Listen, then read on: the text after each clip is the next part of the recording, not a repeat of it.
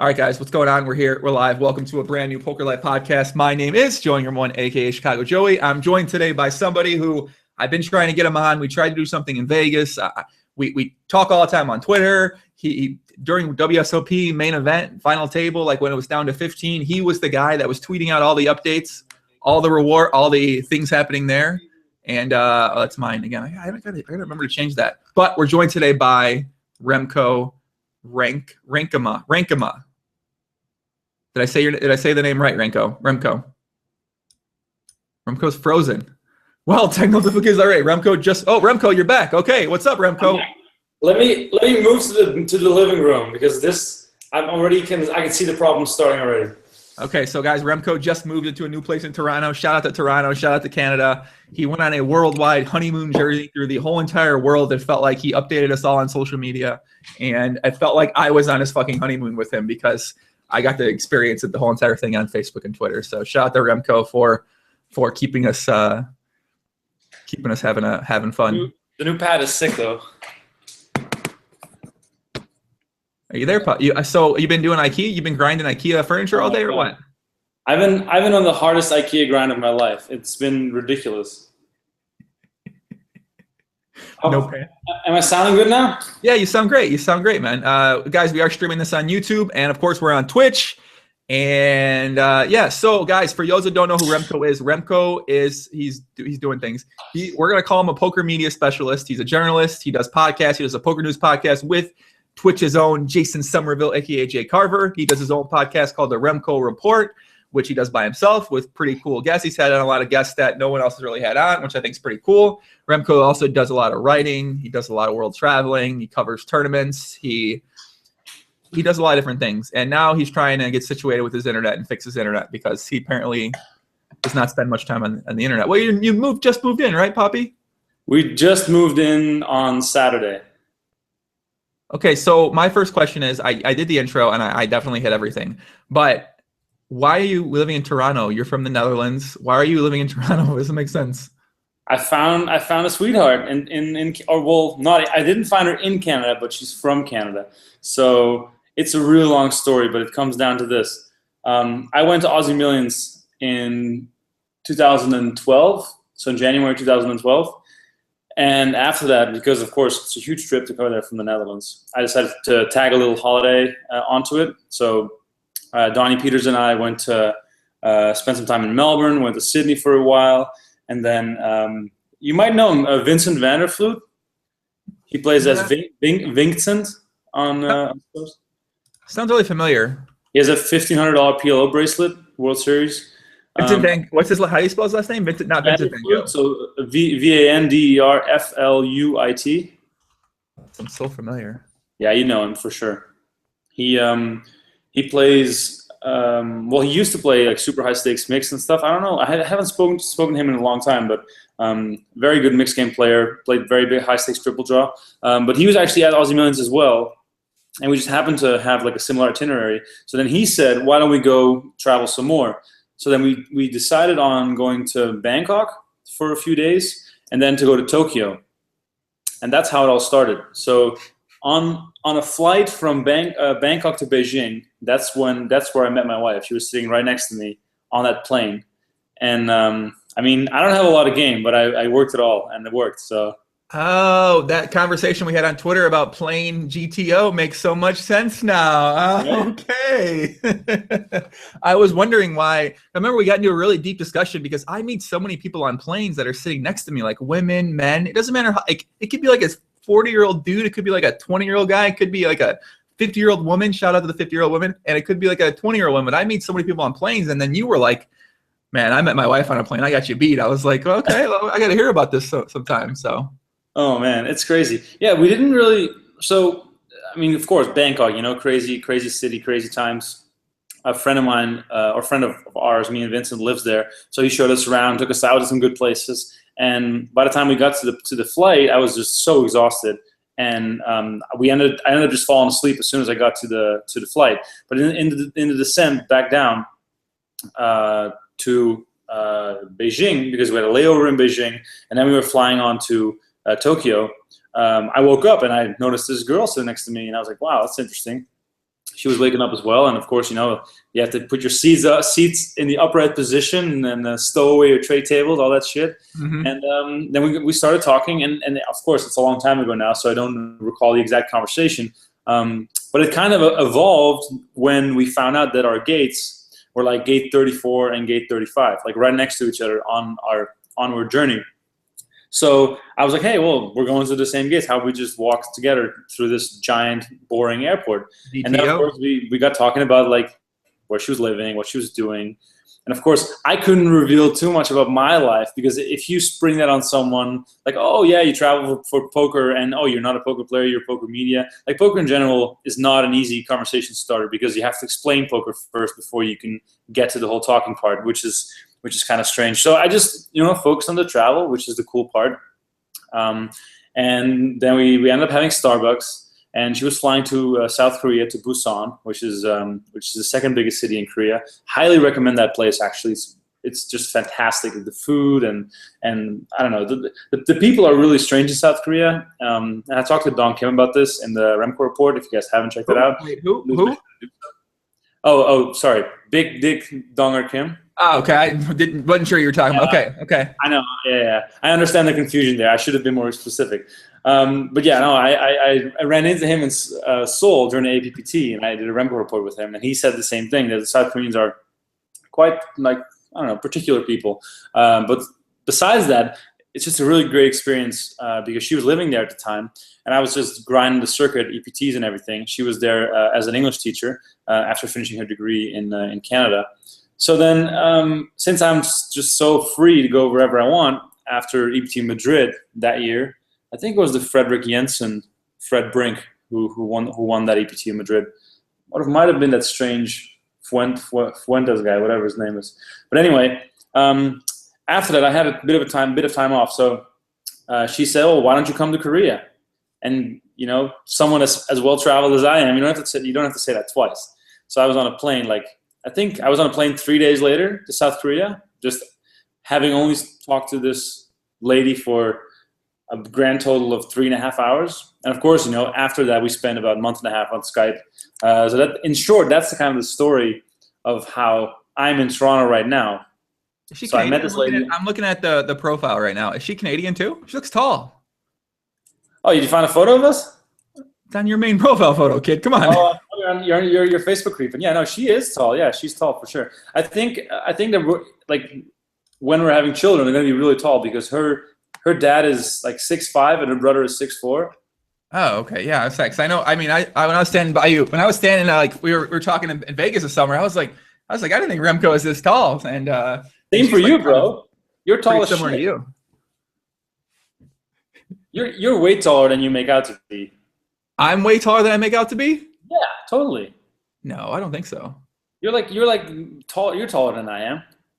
Yeah, maybe. I think so. I don't know. Whatever, man. I don't know. All I remember was I was like, these motherfucking Dutch people are so tall. Like all the Dutch guys are tall. Every Dutch guy I know is literally really tall. It's great. Like Lottie, Cleaner, Lex. I mean, they're all so tall. Cleaner is a special build. That guy is like I don't know. He's like one of those. If they would advertise a Dutch person, that's what it would look like probably. This 6'5" dude with this sick beard with a sick hair that just dances like a dancing machine. Oh my God, yes, totally. Like I'm like, oh, this is actually funny, and I'll have to pull up this photo for you. There's a photo of me going out in Vegas this past summer with Cleaner and Steven van Zedelhoff. Shout out to Steven, by the way. I love that kid too. Oh my God, that was great. I love that guy too. Both of them, they're great. But going out with them, with the three of us, it was like, you know, the three lost brothers going out to have some drinks downtown. I actually found the photo. Can I send you a link on here? How is this? Yeah, so give me a link on either Facebook or Twitter or here. I'll send it to you on Facebook. I'm on there now. Okay. There we go. I'm not sure if it works for the people, but at least you can see it. I can put it up. I can screen share it. Look at these kids. Jesus Christ! I got to close out some chats here. Hold on. I got some un-GTO chats I can't share on the podcast. Wow, can't share? Kid, you know I'm not married like you. Okay. That's reason more so to share because you're not married.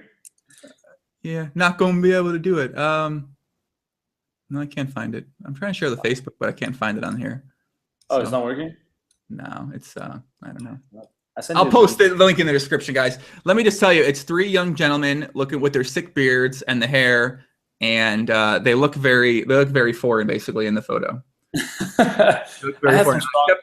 So I didn't know this. Kev Meth, what's up, Kev Meth Puppy? He says the Dutch people are the tallest in the world. That's true, right? The Dutch people are, the average height is like 6'2" or 6'3", isn't it? I'm like the dead average, just so you know.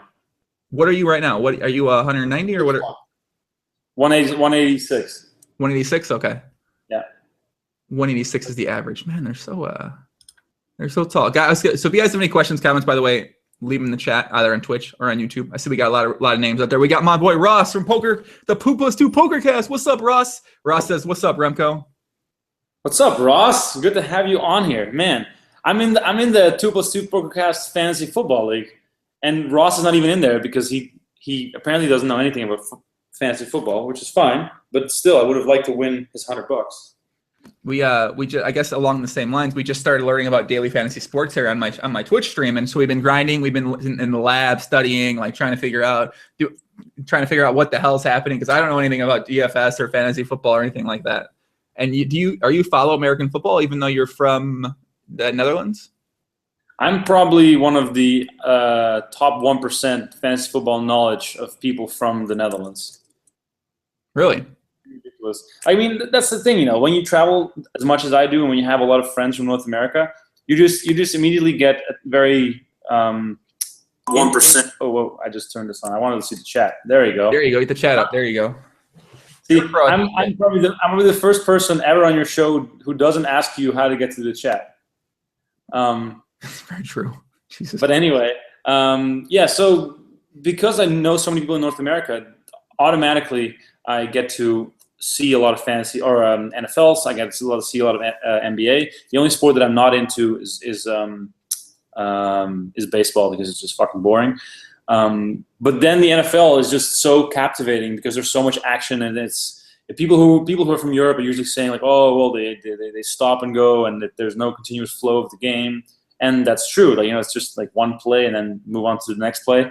But still, I think the action itself is so interesting that it was very easy for me to get into as soon as I knew the rules, and that's the hard part. Like finding out the rules is very difficult. Like with soccer, the rules are simple: you just score a goal and that's it, end of it. And then in the NFL, there's first down, second down, punting, kicking, field, whatever, touchdowns, receptions, rushing. But then after a few years, I got super into it, and now I think I'm in 6 or 7 fantasy football leagues, so it's pretty insane. It's all small money, but it's a lot of fun, and I like the sweat. And the most fun league that I'm in by far is a dynasty football league where you keep 22 players every year. So it just rolls around into the next year. You have a 27-player roster. It's with Donnie Peters, Gary Gates, Mickey Doft, Rich Ryan is the commissioner.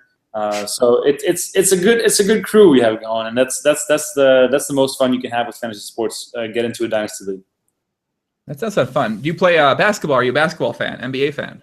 Huge NBA fan. I'm living in the T dot, as Jalen Rose says it. The 6. Oh, you do watch the Jalen Rose Report, don't you? Did you name your podcast after the Jalen Rose Report? I love Jalen Rose. Like, it's seriously my favorite thing. Him and Dave Jacoby just shooting the shit about everything. And it's okay. Let me just go off on a little tangent right away. Go ahead. So, if you want to learn about American pop culture and you're from Europe and listening to this right now, listening to the Jalen Rose Report is probably the best way to learn about pop culture in a fun, entertaining way. It's going to take you a while to get all the references because there's a lot of like little intricacies when it comes to language or references to obscure rap lyrics from the early 90s. Like all this stuff that is very foreign if you're not from the US. But for me, it's been one of the best educators on pop culture to listen to that podcast. And especially the video version is great because you see Jalen Rose holding the bat, not going to be able to do it. Just that kind of stuff is my favorite. I say that all the time on my podcast and live streams because they're like, what do you think about like a real lady? Real lady, nice like 275-pound girl. I'm like, not doing bad, and no shots at them, but like I'm not gonna be able to do it, So that's definitely one of the favorite lines I've taken from the Jalen Rose report. Oh man, it's so good. It's one of those things where Dave Jacoby is actually the interesting part of that show, because he was just some guy editing the shows and putting together the videos like in the back end of Grandland, and then all of a sudden they needed someone to host the show a few years ago. He jumped into it, and then him and Jalen just gelled so well that they decided to keep him on as a host. He wasn't even supposed to be a host. He was like a guy who was just editing shows. He was like a producer. So it's really it's really crazy to see how that has evolved, and I can't wait for NBA season, because that show is just one of my favorite things to listen to. That's actually on Grantland. Grantland's my favorite site, by the way, too. And the BS Report was my favorite podcast with Bill Simmons, and now he got showered. So when he comes up with his new one on HBO, that'll be my new favorite one. But the Jalen Rose Report that's the one podcast I listen to pretty much every episode, and it's super entertaining. I really like I just really like it. I'm not even sure why I really like it. I love basketball, and it's probably why, but it's just really entertaining, and I like both of them too. And of course the Rmko Report. You listen to that as well, right?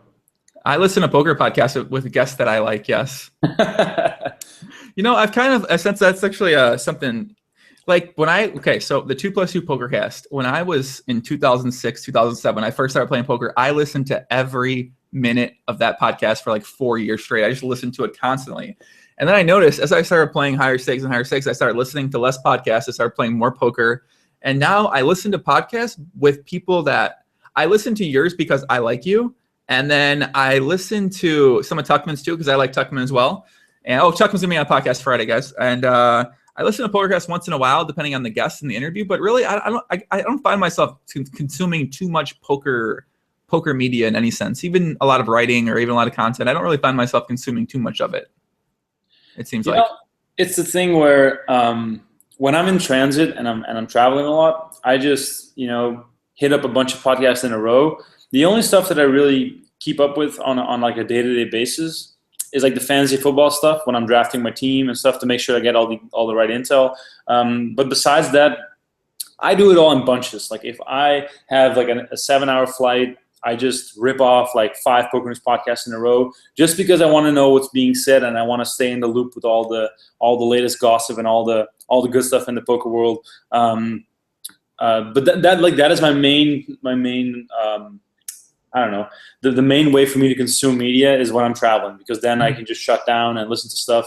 Because I have extreme ADD or ADHD. I don't even know which one it is, but it's so hard for me to focus on one thing at a time that as soon as I'm listening to a podcast, I just zone out and start doing something else. And then I realize that 20 minutes have gone by on the podcast and I have no idea what they've been talking about.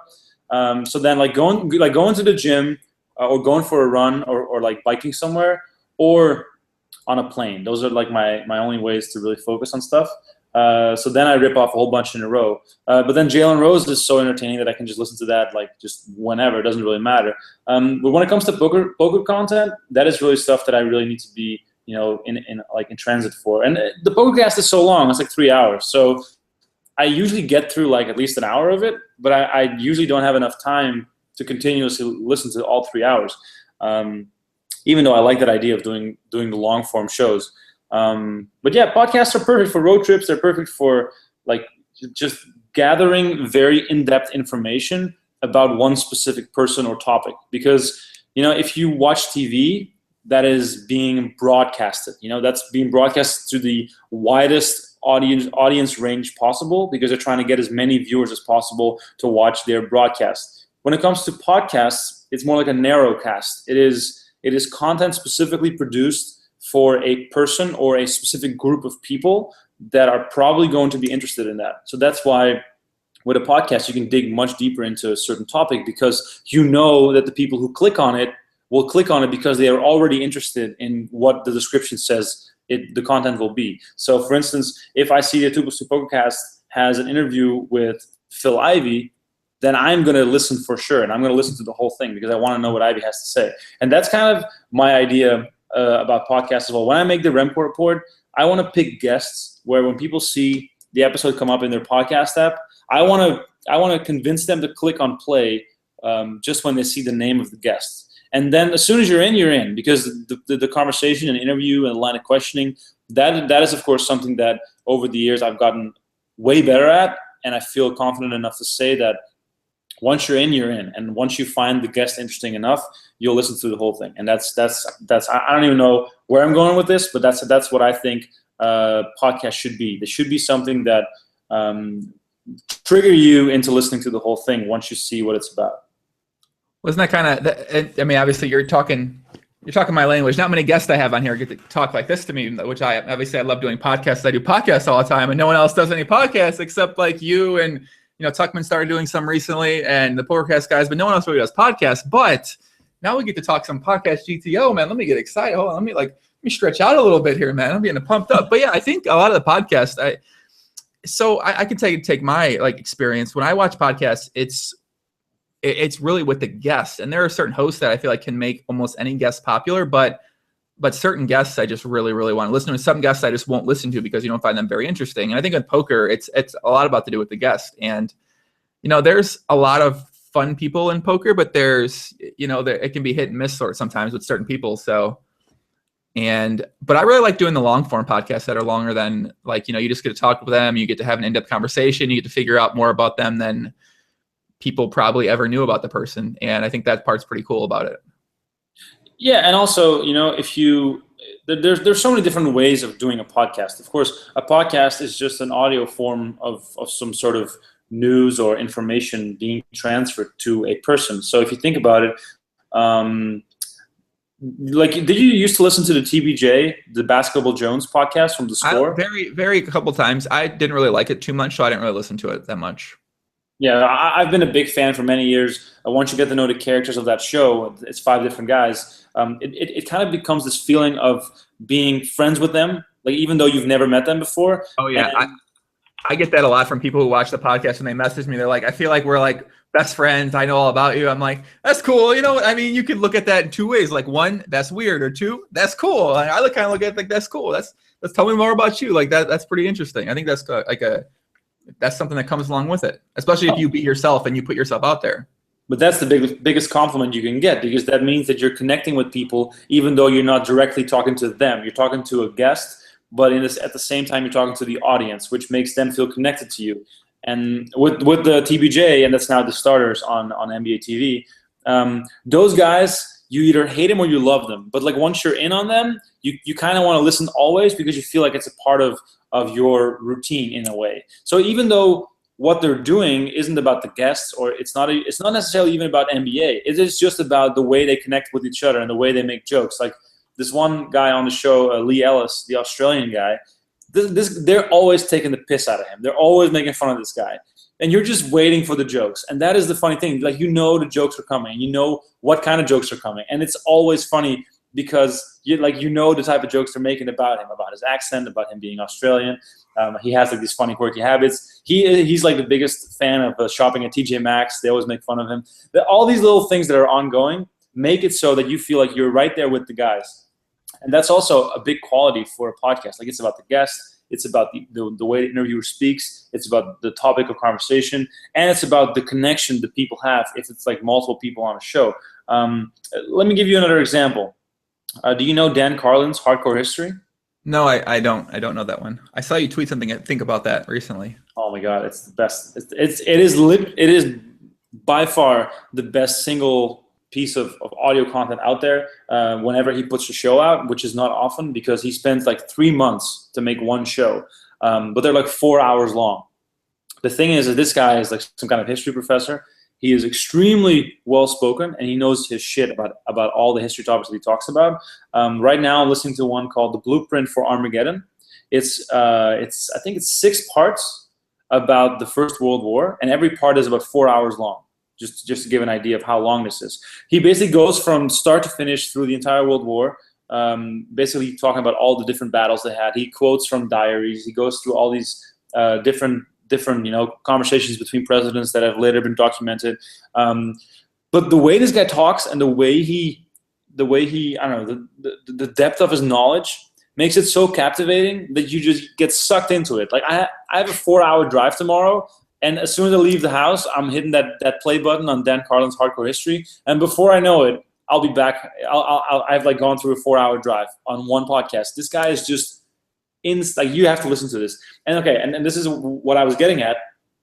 Even though the topic itself is something that, you know, I'm mildly interested in, the way he talks about it and the amount of knowledge he has about it, that just makes it so that you can't stop listening. You want to know more about it. And even after listening to one of his shows, I find myself spending, you know, 3 hours on Wikipedia researching all these different things that he talked about, just because he's such a good speaker.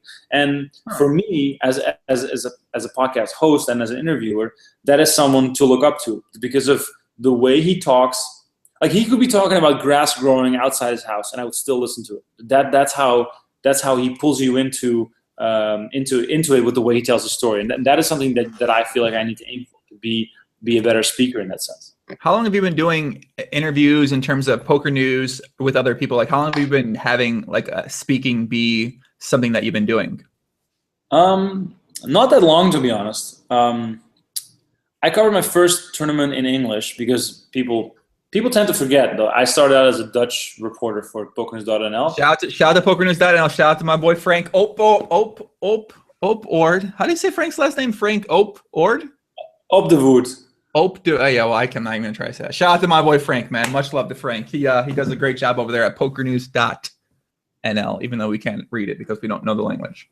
Exactly. No. Frank and I used to be a team on the Dutch website, and now Frank's just he's all in one. You know, he does it all. He's a beast. It's absurd, and the content he puts forward actually is probably the best in the world when it comes to poker content, because he just, you know, he doesn't really care about what people think. He just goes for it.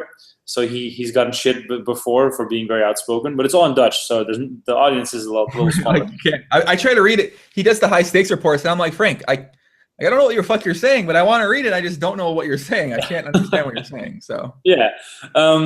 So that's how I got started. In 2008, I covered my first tournaments, and then in 2011, I covered my first tournament in English. But at that time, for the Dutch side, Frank and I were doing videos from time to time, and we had our Poker News Radio podcast, which I still want to say was one of the first podcasts in the podcast format in all of poker. Of course, you know, 2+2 was around, and there was a Poker Road and all that good stuff. But the way we did it was like a 1 hour show. Well, the first show we did was 7 hours long. It was like Joey Ingram style, 7 hours long. But it was on a Sunday. We were following the Sunday Million. We were just going crazy, me and Frank talking about everything that was happening. But then later we kind of toned it down, and it became this very smooth podcast. It was called Poker News Radio.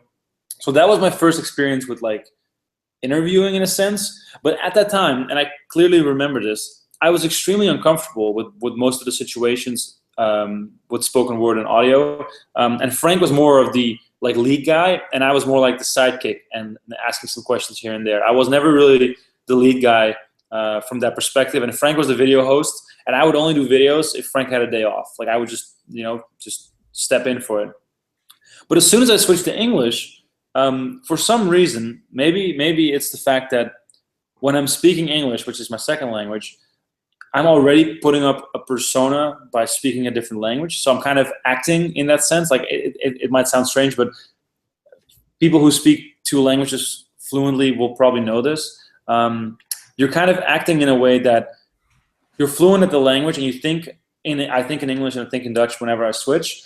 But because it's different from what I grew up with, there is less pressure on me, and it feels more like I'm protected by the fact that I'm already somehow putting on this, you know, it's not really like a role, but it kind of feels like a role, which makes it more comfortable. And then from 2011 on, I started to pay more and more attention to all the videos that were out there, all the poker content that was out there, because I felt like I could do something with that as well. And then it was kind of like a natural progression where, you know, like Lynn Gilmartin, Christian Nett, Sarah Grant, they would ask me to be like the expert in their videos, like the analysis of day 2 of some tournament that we were at. So I would just, you know, give my thoughts, and then I noticed I started getting more and more comfortable with being on camera. And then during the World Series, I believe, was it 2 years ago? All of a sudden they shoved the microphone in my hand and they said, "Well, go do a video if you want." And then, of course, I was shitting myself the first time. No, it's like a year and a half ago. It was the World Series Poker 2014. That's when I did my first video for PokerNews.com. So it's been like a little over a year ago, and that's when I just did my first videos. That's when Donnie and I came up with Ivy Stories, and those were hugely popular, and people seem to love those. And then from there, it kind of grew very quickly because Poker News said, or Donnie said, like, it would be cool if you could do your own podcast. So then I started thinking about what kind of concept would be the best way to do that, and then I came up with the Rmko Report, kind of stealing from the BS report, but I feel like the Remko Report just sounds good, so it works well with the double R. And then this summer, or leading up to this summer, Rich Ryan, of course, now works for the World Poker Tour. He's in their marketing team. He works in the Irvine office. He's doing a great job. Shout out to Rich Ryan, by the way, one of my favorite people. He was also in my wedding, so really cool. So he couldn't be in Vegas the whole time for the World Series. So Donnie said to me, "Do you want to be the host for the Poker News podcast this summer?" And I'm like, "Of course, it's like dream job." And then about a week after I got on board, Jason Somerville got back on board as well. So then me, Jason, and Donnie did the whole summer of Poker News podcast. And that is kind of, has been like the best training possible to work with someone like Jason, who's like the best caster out there. And he's he thinks so fast. And it's just so inspirational to talk with someone who always knows what to say. He knows a lot about a lot of different topics. And he's very well spoken. So all in all, it's been a little over a year, but I feel like I've learned a lot, and I feel like it's just the start of whatever's going to come next. So what do you got in store? What do you think's next? Where do you see yourself staying just in only poker, primarily poker? Do you see yourself getting outside of poker? Like, do you think that you can, I guess, sustain a living for a prolonged period of time just staying in the poker industry? Well, the thing is, for me, doing live updates for PokerNews.com is still huge. Like that's where most of my income comes from. So the live reporting, blogging for Poker News. I got a lot more tournaments coming up this year, and I still love doing it. I think the Poker News team is the best in the world, and the people that I have around me that I work with, like Mickey Doft and Frank, of course, Donnie. There's so many guys that I could name, Josh Kalick, that are just on top of their game when they're doing live updates. So working with them in a live update session setting is just very, very cool, because you feel like you cover the event in the best possible way. And that gives a certain kind of rush. And if you've never covered a tournament before, you have no idea what I'm talking about. And from a player point of view, there's always a lot of complaints about the live updates. But it is a lot harder than it looks. And I've done it for many years, so I can definitely say that with confidence. But my ultimate goal, like you asked, is not to stay just in poker, and it's also not to stay in live updates. My goal is to expand my horizons, and Kara Scott does the ESPN stuff, and she does it really well. And Kara and I are good friends, and we talk all the time. But the job that she has is working for ESPN. That would be my next big step. To be on TV. Of course, I feel like my English has improved a lot, but there's always still nuances to work on. And to be on a nationally televised broadcast like Kara does, or Lynn Gilmartin does for the World Poker Tour, that takes a whole nother step to be able to do that, and to do that comfortably. So I feel like I need to get more experience still with doing videos, and I feel like I need to do a lot more podcasts, and then I can I can expand the empire. Like the Remko empire can grow bigger, and I can do much more than just poker, because I feel like if I can craft my skill as a broadcaster, interviewer, or host for videos in poker, then I can do that with every sort of other thing as well, as long as I know everything about it. And that is the key factor in this whole thing. Like if I knew as much about the NFL as I know about poker, then I would be super comfortable just standing on the sidelines doing an interview. But I'm not at that level in anything except for poker. But like once I get there, then I feel like I will be able to do that. So for now and for the next year or two, I feel like I just need to focus on that. Focus on becoming a better podcaster. Focus on becoming a better host for videos, and then it will take me in many different directions, I feel like. How old are you right now? You 28, 27, 29? I'm turning 28 a month from now. 28. I gotta tell people, if we took a poll who they thought was older, me or you, I'm Really? pretty sure that 100% of people would say that you're older than I am from just looking at this conversation right now. I mean, you have a silky smooth face, so I'm kind of at a disadvantage there. I guess yeah. If I had a beard, but this is as much. I mean, this is as much facial hair as I can really grow, unfortunately. So for better or for worse, this is all I got. I guess I mean, can kind of grow a little bit more, but I you can't. got the old Rich Ryan going. He has facial hair like a 12-year-old prepubescent boy. Yeah. Krusty says your English is almost perfect. Yeah, your English is very good. I mean, I take a lot of pride in that, and I've worked on it a lot, and it helps that my wife is Canadian, English native, and also an English teacher. So she loves to correct me, and that really helps. She loves to correct you? Oh yeah, when I mess up the and the whatever the fuck you guys do, she always makes sure to reference to it. But yeah, it is one of those things where if you go back to watch old videos of me doing interviews in English, you're like, wow, that's a different voice or a different way of speaking. So I guess it does help to just talk a lot. Mm-hmm.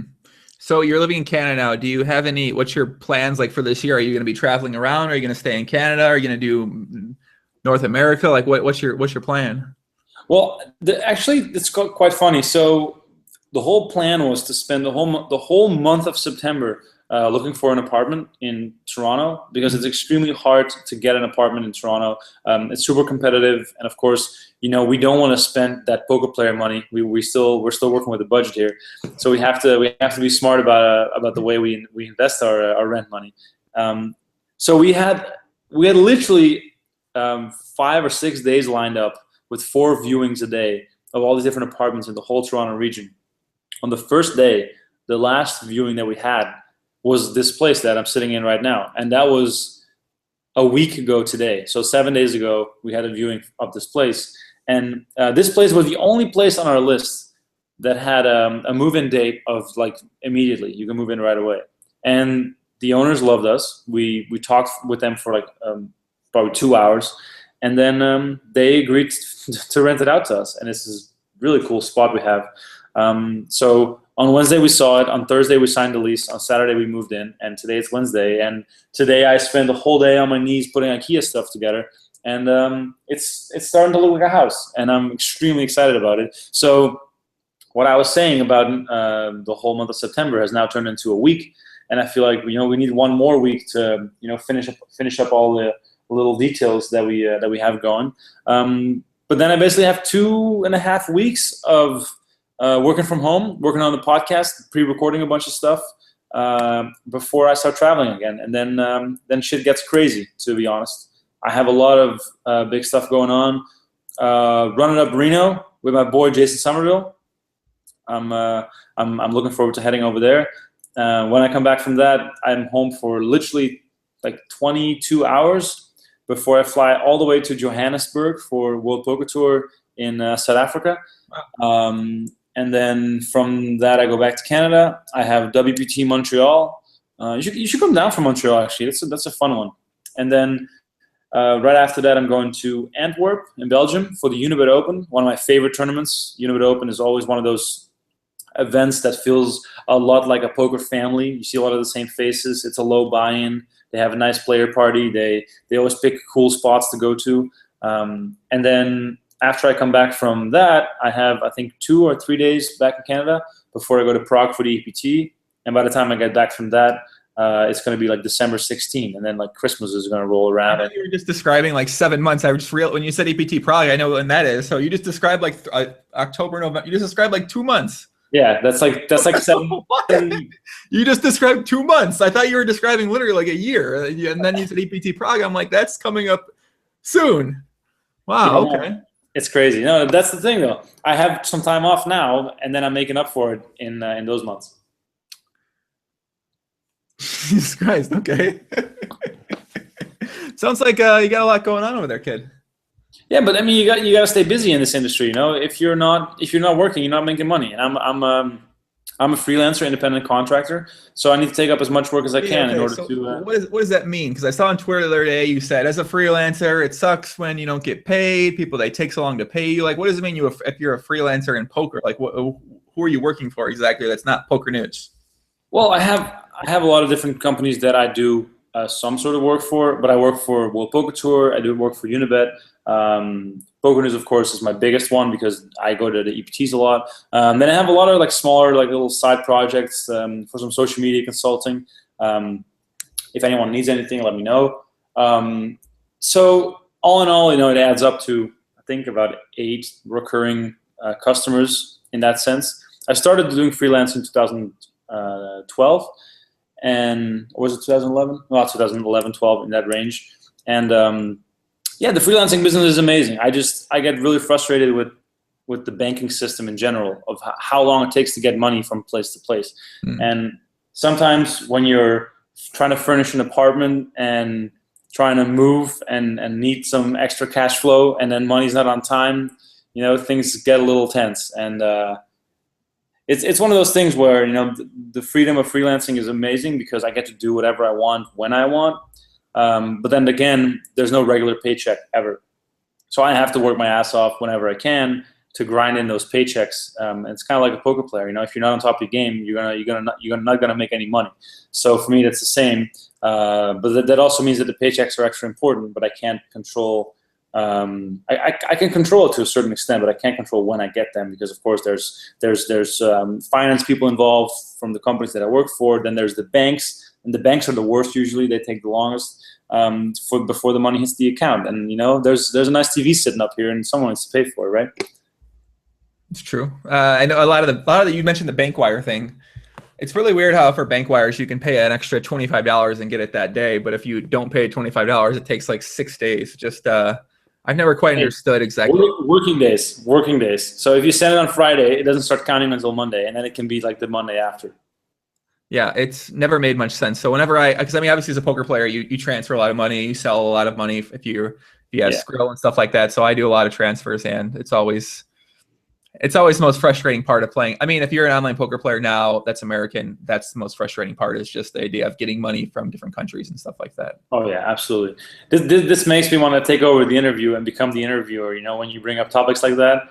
But I'm gonna refrain from asking the questions. Wait a second. Have you ever had like someone have you on a podcast? And although I like to look at mine more of as a conversation than an interview type of thing, I think that makes it more fun. Like the Jalen Rose Report, I think that's more of a conversation they have together as two people when they do that. But have you ever actually had someone have you on something where you were the person they were talking to? I've done some small written stuff, and I've been on the Tuples to Pokercast maybe once or twice. Like the longest one was probably the Tuples to Pokercast in Macau 2 years ago when they were over there. I was kind of like a side host, and I was on for like maybe 25-30 minutes, and they asked me a whole bunch of questions about my job and stuff. But no, besides that, not really. I also don't think that I should ever be the topic. Like I'm always the conversation starter, or the person who will ask the questions, and I feel like I am much more interesting in that way because my craft is to think on my feet and ask the right questions after someone, gives me an elaborate answer on when I ask them how to triple merge range or any sort of stuff like that. So I'm more of the interviewer than the interviewee, and I feel much more comfortable in that setting. That makes sense. BMC on Twitch says, if he doesn't mind, what does he charge for social media consulting? What's the going rate for you, Remko? Just drop me an email, remkomedia@gmail.com, and I'm sure we can figure it out. What's the rate, kid? Well, give me a figure. Give me something close. What's the rate? Hey, that's impossible to say without my first consulting. When we just go one-on-one, we talk about what you need, we talk about what you want, what your goals are, and then we figure out how much help you need. And sometimes it's not even a lot. Sometimes it only takes a few hours of my time to get you going in the right direction. But with social media, it's all about understanding your audience and understanding what you want to achieve. And if you can figure that out on your own, then I'll push you in the right direction, and then we'll okay, so you're really good at social media. Now I want to reverse engineer this shit right now on the podcast and figure out why. Okay, so let me think about your past couple months here. World Series of Poker, tweeting out updates, tweeting out links. Then you tweeted the final table when Danny Negreanu was going down because for some reason WSOP just did a fucking terrible.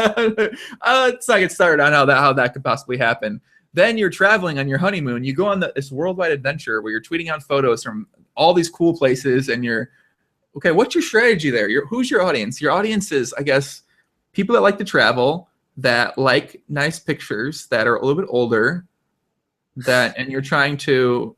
What were you trying to accomplish with those pictures, Remko? Give me some insight here. You're getting off in the wrong direction there. My audience for my Twitter account is the poker audience, and the stuff that appears on there from time to time, from like the honeymoon or the travel, is more like the personal stuff. And more and more so, am I just putting photos on Instagram and not even on Twitter anymore? Like sometimes I hit the tag button on the old Twitter, but it already frustrates me when I see the Instagram links on there. But for the most part, Twitter is for me a way to connect with the poker world. Like the people that I follow are probably about 85% poker people, either players or media outlets or just like industry people. And I try to stay on top of everything. And during the honeymoon, I didn't look at anything. I was just enjoying my time. The first holiday I ever took or ever is a big word. The first holiday I took in years, where I was just offline the whole time, which is really nice. But then, of course, we shared some of the pictures to show the people at home what was going on. Because for me, because I travel so much, the only way to connect with my friends and family back home is through social media for the most part. Like I don't want to send everybody individually the pictures of me, going to all these beautiful places. So I use Instagram in that way to put up the pictures of the honeymoon, and it's a way of connecting in that way. I mean, I agree. Obviously, living all over the place and traveling all over the world, it's like Facebook's really the only way to really keep in touch with your family, with your friends. I mean, without Facebook, I wouldn't know what anybody in my life's really doing, just because I'm not really in the same place for a long time or at home for a long time. So it's definitely. Yeah, I'm sure you probably use Facebook the same way. Yeah, and I want to also make reference to something. I thought it was really cool this summer, and then this was an experiment that horribly failed, and it backfired. I was following every single person that interacted with me or the podcast or Run It Up or with Jason, just to see if I could connect with everyone through my own Twitter channel. So I was following more and more and more people, and it was piling up and piling up. And during the World Series, it was actually really fun, because during the World Series, I'm on like 100% poker grind. Like from the moment I wake up until the moment I go to bed, it's just about poker, World Series of poker. So I was refreshing my Twitter like a maniac, and I was keeping up with everything. I wasn't missing a single thing. But then as soon as the World Series poker was done, I, of course, slowed down a little bit, take some time to like, well, I got married. I went on a honeymoon. And then EP Barcelona was right around the corner. And then I started noticing that I lost complete track of my own Twitter timeline. I could not grasp anything from anyone because I was following way too many people. So that was a big mistake. It took me a long time to realize that it was actually a detriment to me using Twitter. So then in that way, I sadly unfollowed every single person that I wasn't either directly connected with or needed to be connected with for work purposes, and of course, some of my favorite sports teams and stuff like that I was still connected to. But yeah, I had to make that decision, which was kind of rough. But I do want to connect with everyone, and that is kind of the problem, because there's no middle ground. You either follow someone or you don't follow someone. It's not like a part-time thing. Or you can mute them. Yeah, but I'm more honest than that. Like, are you a muter? Are you a muter guy?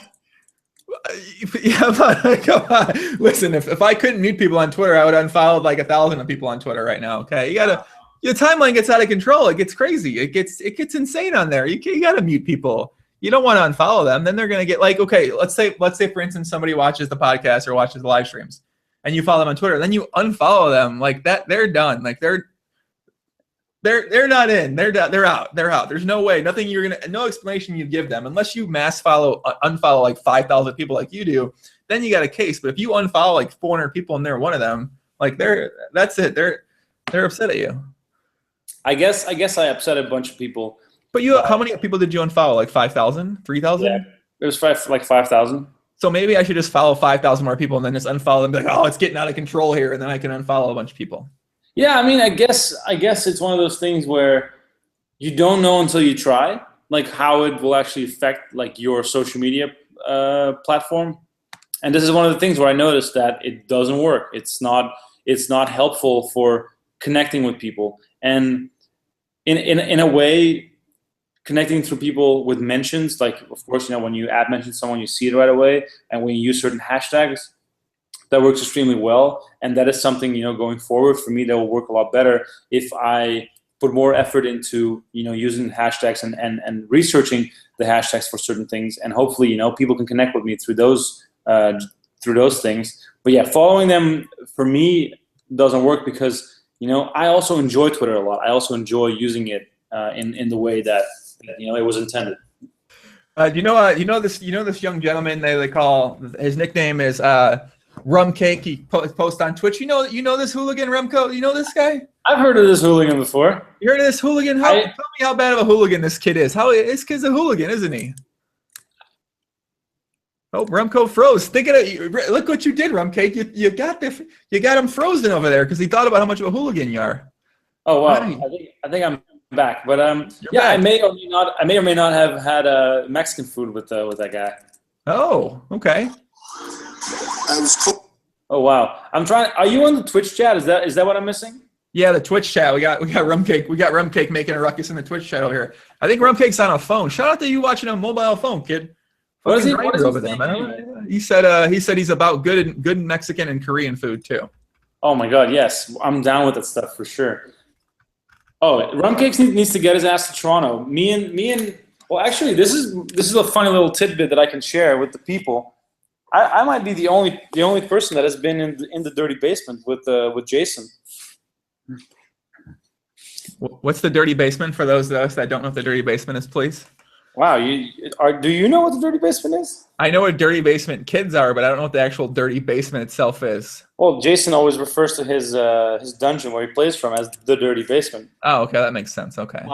So yeah, no, I actually stayed over for 2 nights at Jason's house when we were on the house hunt. So I managed to hit the old bell in the streaming room. So it was pretty cool. So he had a good setup going over there. Well, he is the end boss of Twitch right now. So you see, the other day he had like 40,000 people watching the final table play. Yeah, it was like 32,000, I think.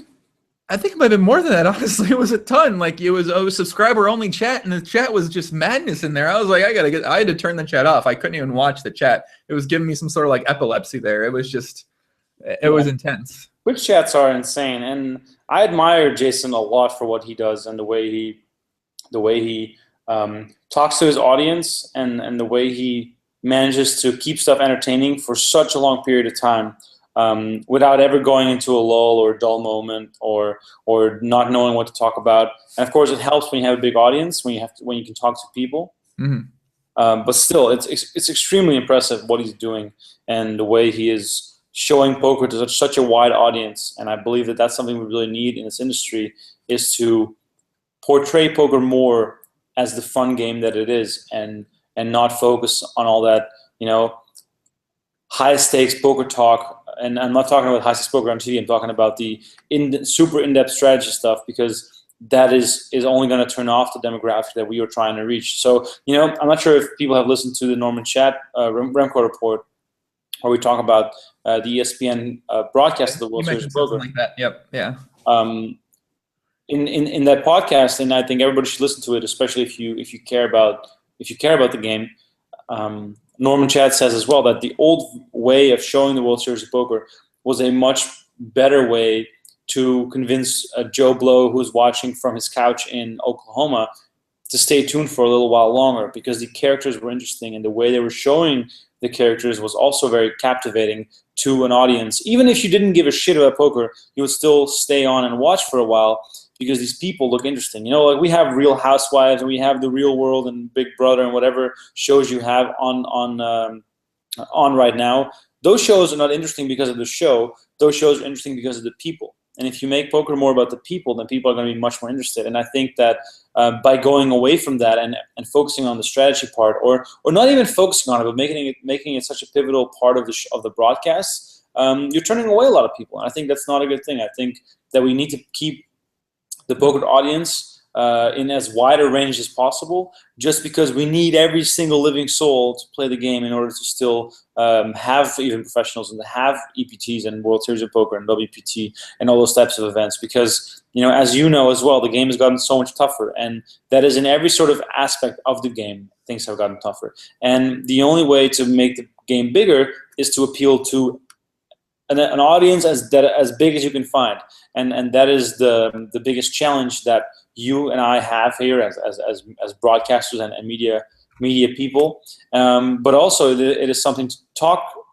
to ESPN and World Poker Tour about, and to hopefully make them realize that what they're doing now, might get decent ratings, but in order to make it more about the players, they might need to change a few things. Because I personally believe, and I'm one of the biggest poker fans out there, that the ESPN broadcast, the way they're doing it right now, is not nearly as much fun as it used to be. Don't you also think that's because the players might not be as characteristic? Because that's a great statement you just made. Because I was watching the WPT the other day, like the Alpha 8 on television, and the way they were talking about the hands, I was like, what the fuck are they saying? Like they were getting like in depth about the. It was wild, and I was like, this is kind of, I don't know, it was weird, but there was nothing about the players at all. It's just like, all right, Tom Marchese here has cashed in 17 events, and it was like very like, it wasn't really anything interesting about the players. Whereas before, back in the day, you had Mike the Mouth Mattisau. He's like yelling, he's a degenerate, like he's this loud personality. And whereas a lot of the guys now that have success, they're more of the quiet, laid-back types. They're not really the in-your-face, like causing a fucking scene. Because a lot of those guys went broke because they were worried about causing a fucking scene. They weren't worried about actually focusing on poker. And I think that's what you found is those characters sort of aren't playing poker because they can't, whether they can't get a stake or they can't have success at the game anymore. It's, for whatever reason, they're just not really around anymore. What you said makes sense from if you step away from it and look at it from an outside perspective. But think about it like this. How many documentaries are there on Netflix or on YouTube or just out there in general about extremely boring topics that TV people somehow make to look interesting? It's a great point. It's a good point. The thing is it's not about the players. It is about the documentary style shooting and a documentary style interviewing that makes these people interesting. It is not Ben Tollerin's job to be interesting on TV. No, it is the TV producer's job to make Ben Tollerin look interesting. I'm just grabbing him as that's a good example. I had him on a podcast. He's extremely interesting, but he's not the type of person at a tournament to just come out there and start going all all in your face and crazy and making a big scene. Like, you don't need that either. Like, the thing you need is for a story to be told on TV. So you need more time for the sit-down segments and to have people working behind the scenes like you, who know the player, who can bring out certain answers to certain questions, to make them seem more personable, to make them seem more like real people, to make people at home connect with them more and more. Like Ben Tollerin might connect to a demographic that we haven't tapped into all too much, because those people are much too focused on their university degrees, or much too focused on their jobs after just graduating, or people that go to the gym and just turn on the TV and see this guy not say a word on TV. But it doesn't matter. It's about how the story has been told. If someone tunes in and Ben Tollerin is telling his life story about moving to Vancouver and working out in the gym and getting healthy, and then also elaborating on some of the other things that he's interested in, then all of a sudden people feel connected to this person. And then when they see him play poker, like, oh, that's the guy who does this, and that is something I'm interested in as well. And that goes for every single person that plays poker. Everyone has a story.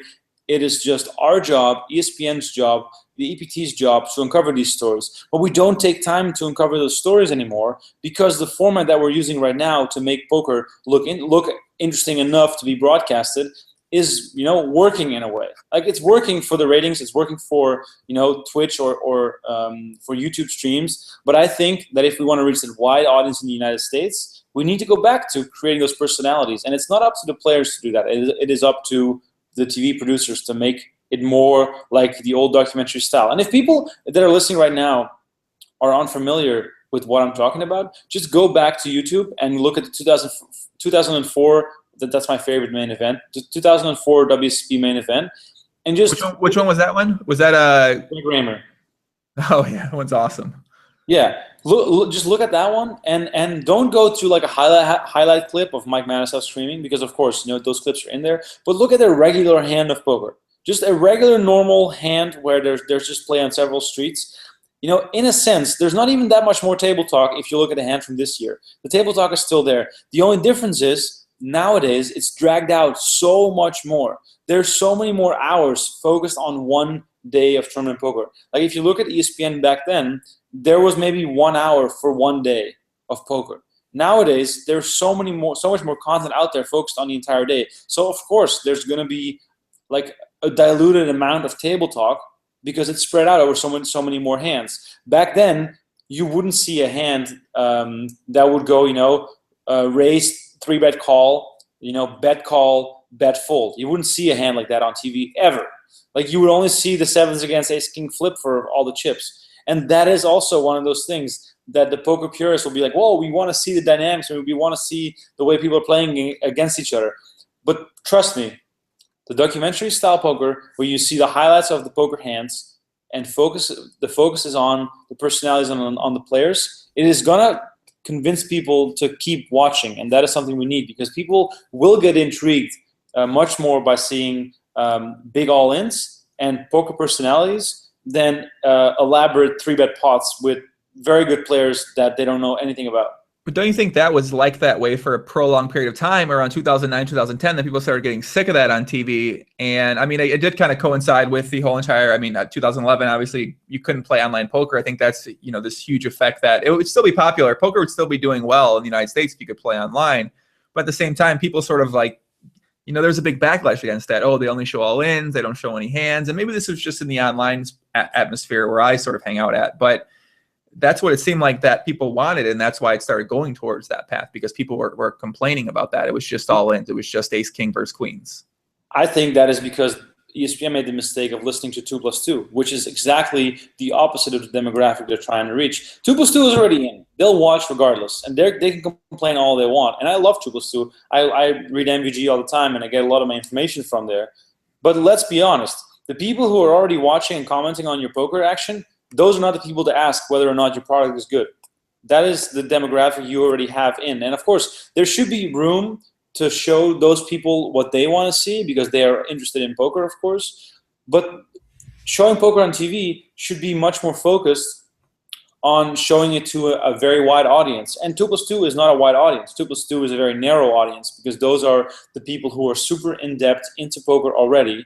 But they represent such a tiny portion of the TV ratings that ESPN gets on World Series Poker broadcasts. Mm.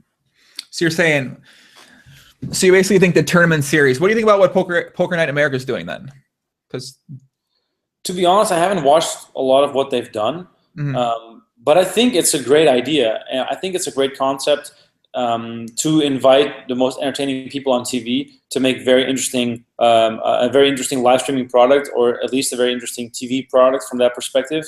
And from the little that I have seen of it, it looks very entertaining. I do think that with my critical eye of what TV and documentaries should look like, I would like to see it a bit more polished. But I understand that, of course, you have to work with budgets, and it's extremely expensive to make stuff like that look extremely polished. But you can, of course, evolve to that. If this is a success, then, of course, I'm sure they will emphasize more on that.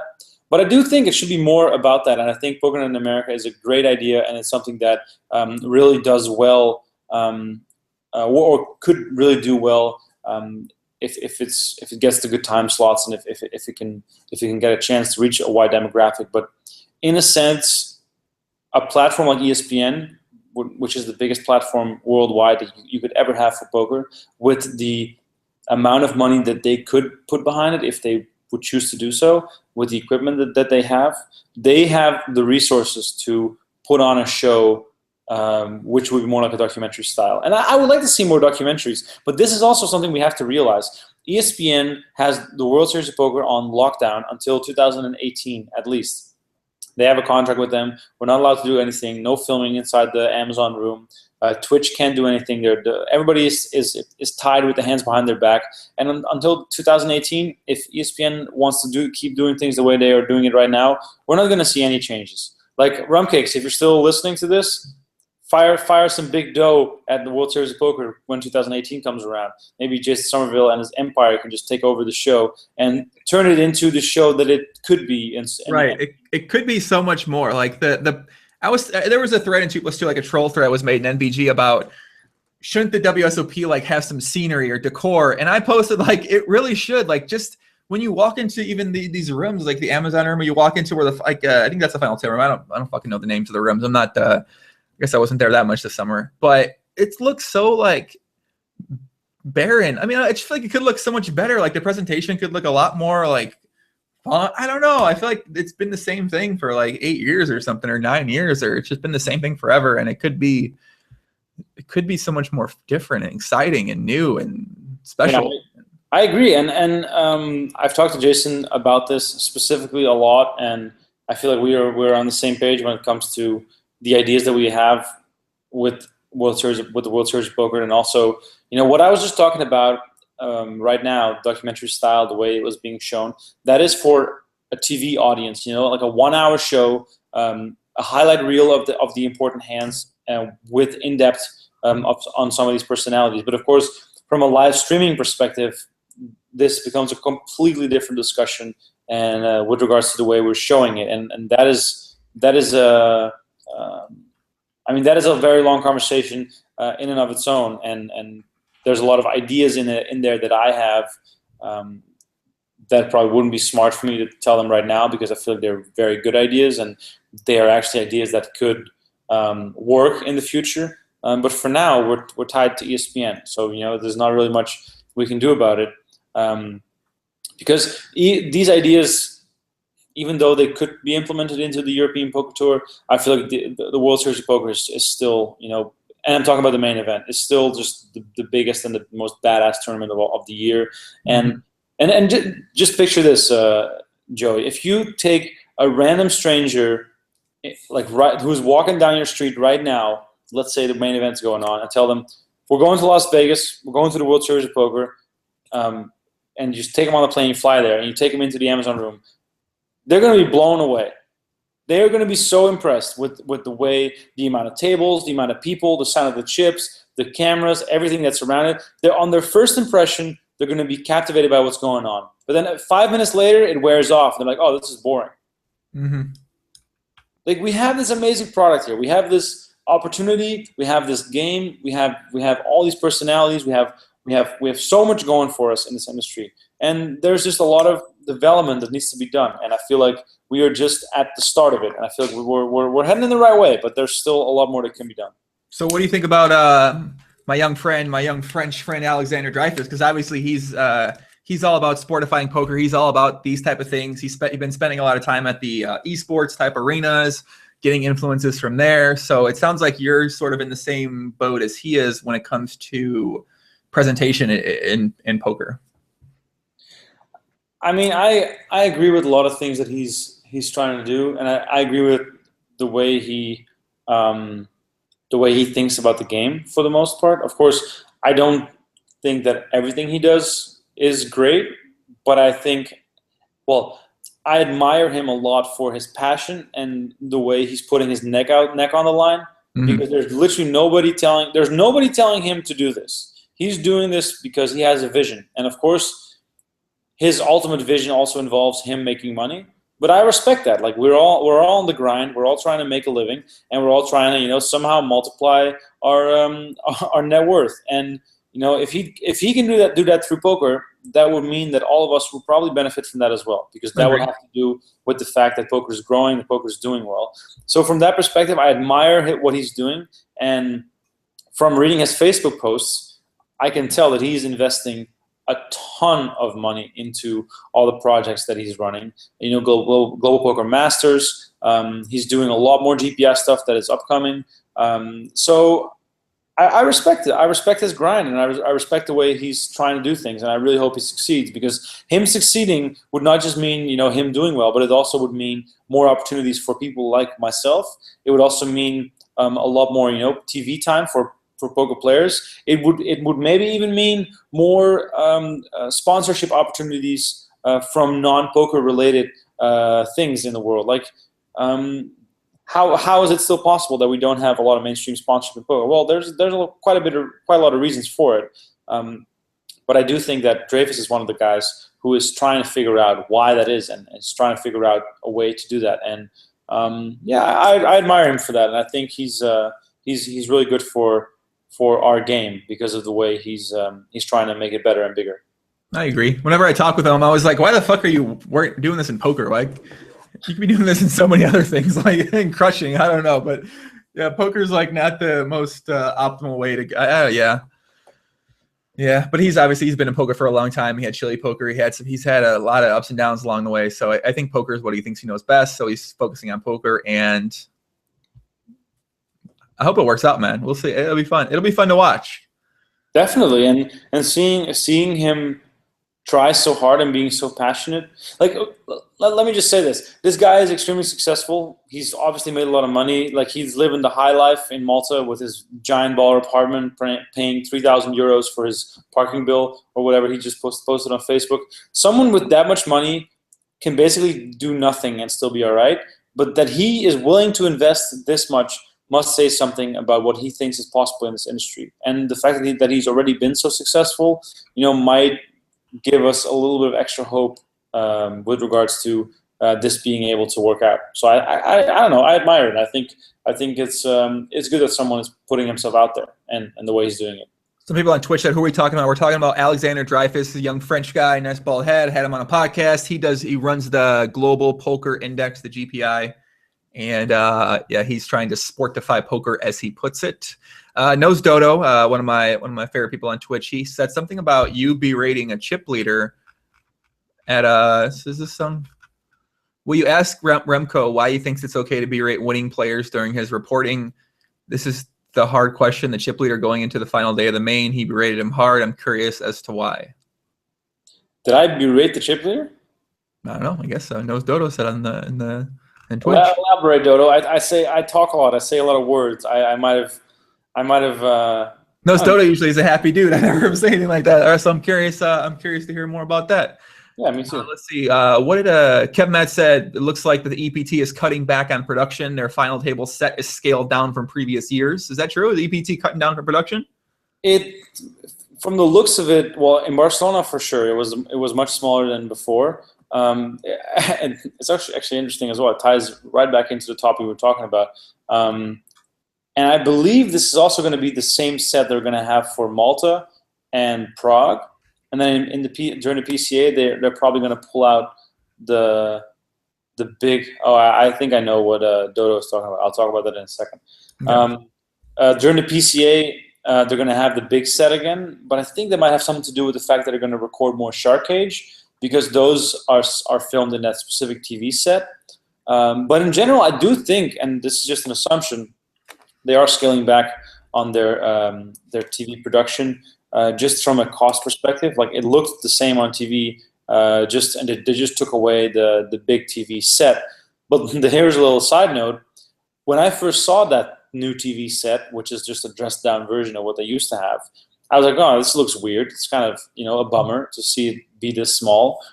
But as the days went on, and as I was working at the event, I was like, wow, I actually like this a lot better.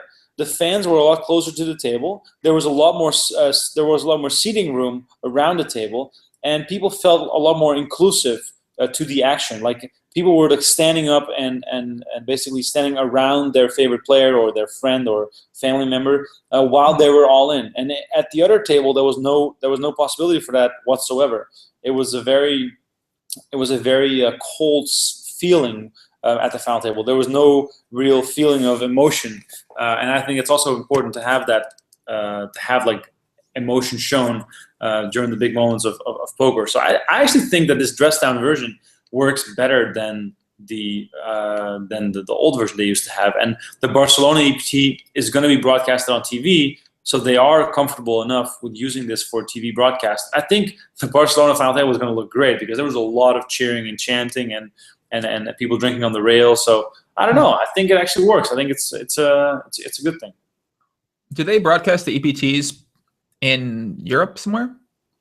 I mean, I'm living on a different planet, so I literally haven't watched like regular live TV in like probably a year, but I think it is on certain channels in. Well, I know for sure it's on TV in the UK because James Hardigan always tweets about it being on, I think, TV4 or whatever it's called. But then in other countries, I'm not sure where it's being broadcast or what the setup is, but I don't know. I'm pretty sure it is at some point, but I don't know how that works. So I just thought of a comment. We'll get Nosedo's comment. But do you play basketball?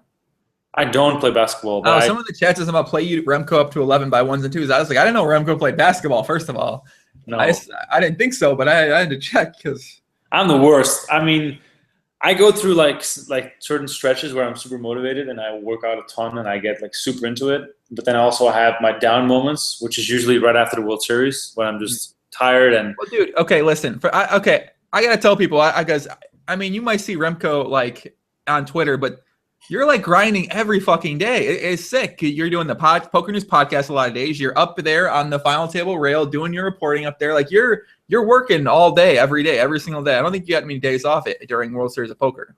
No, World Series of Poker. Like the days off that I do get are like half days off, where I'm like mentally still working, but physically I'm at home. But there's still Twitter going on. There's still other stuff. Yeah, it's really hard to check out, especially like as you're following 4,000 people. Like you're always thinking about ideas for podcasts or for like an article you can write or something you can do or someone you can talk to. So like even when you're not working, you're still brainstorming. Like you're still in work. When usually I get sick right after the World Series every year. Like I get like. I don't know, like sick to an extent of like spending 2 days in bed and feeling horrible. It's not really the flu, I guess, but it's kind of this feeling where you finally get to relax and unwind after 7 weeks straight of not doing anything, or sorry, not doing anything besides just the World Series. So I don't know. It consumes my life, and I also feel like that's the only way to do it. Like if you do something in life, you have to give it your all, or just don't do it at all, because the middle ground is never a good thing. That's what I always say about poker. That's the reason I became successful at poker, was because I gave it literally my all. But now, as I'm getting older, I'm like, maybe I sort of wish that I would have diversified my life a little bit more and not put all of my everything into poker for years and years. And that was my life. That was everything, was just playing poker. But is poker for you still a passion from a playing perspective? To some degree, maybe. But I mean, there's also not really many more challenges for me at this point. I know before it was always a challenge to get to high stakes, to make a lot of money, to become successful. Like once you achieve those things in poker, now when I started doing other things, I'd much rather spend my time learning new things, like learning new challenges. Like I like creating videos. I've been learning video editing. Like now I'm like really into video editing. I'm into just like learning more about business. And you can't really have success at poker if you're not all in, I don't think. And if some people can, I certainly can't. And so now you have the decision you have to make. It's like, what do you want to spend your time on?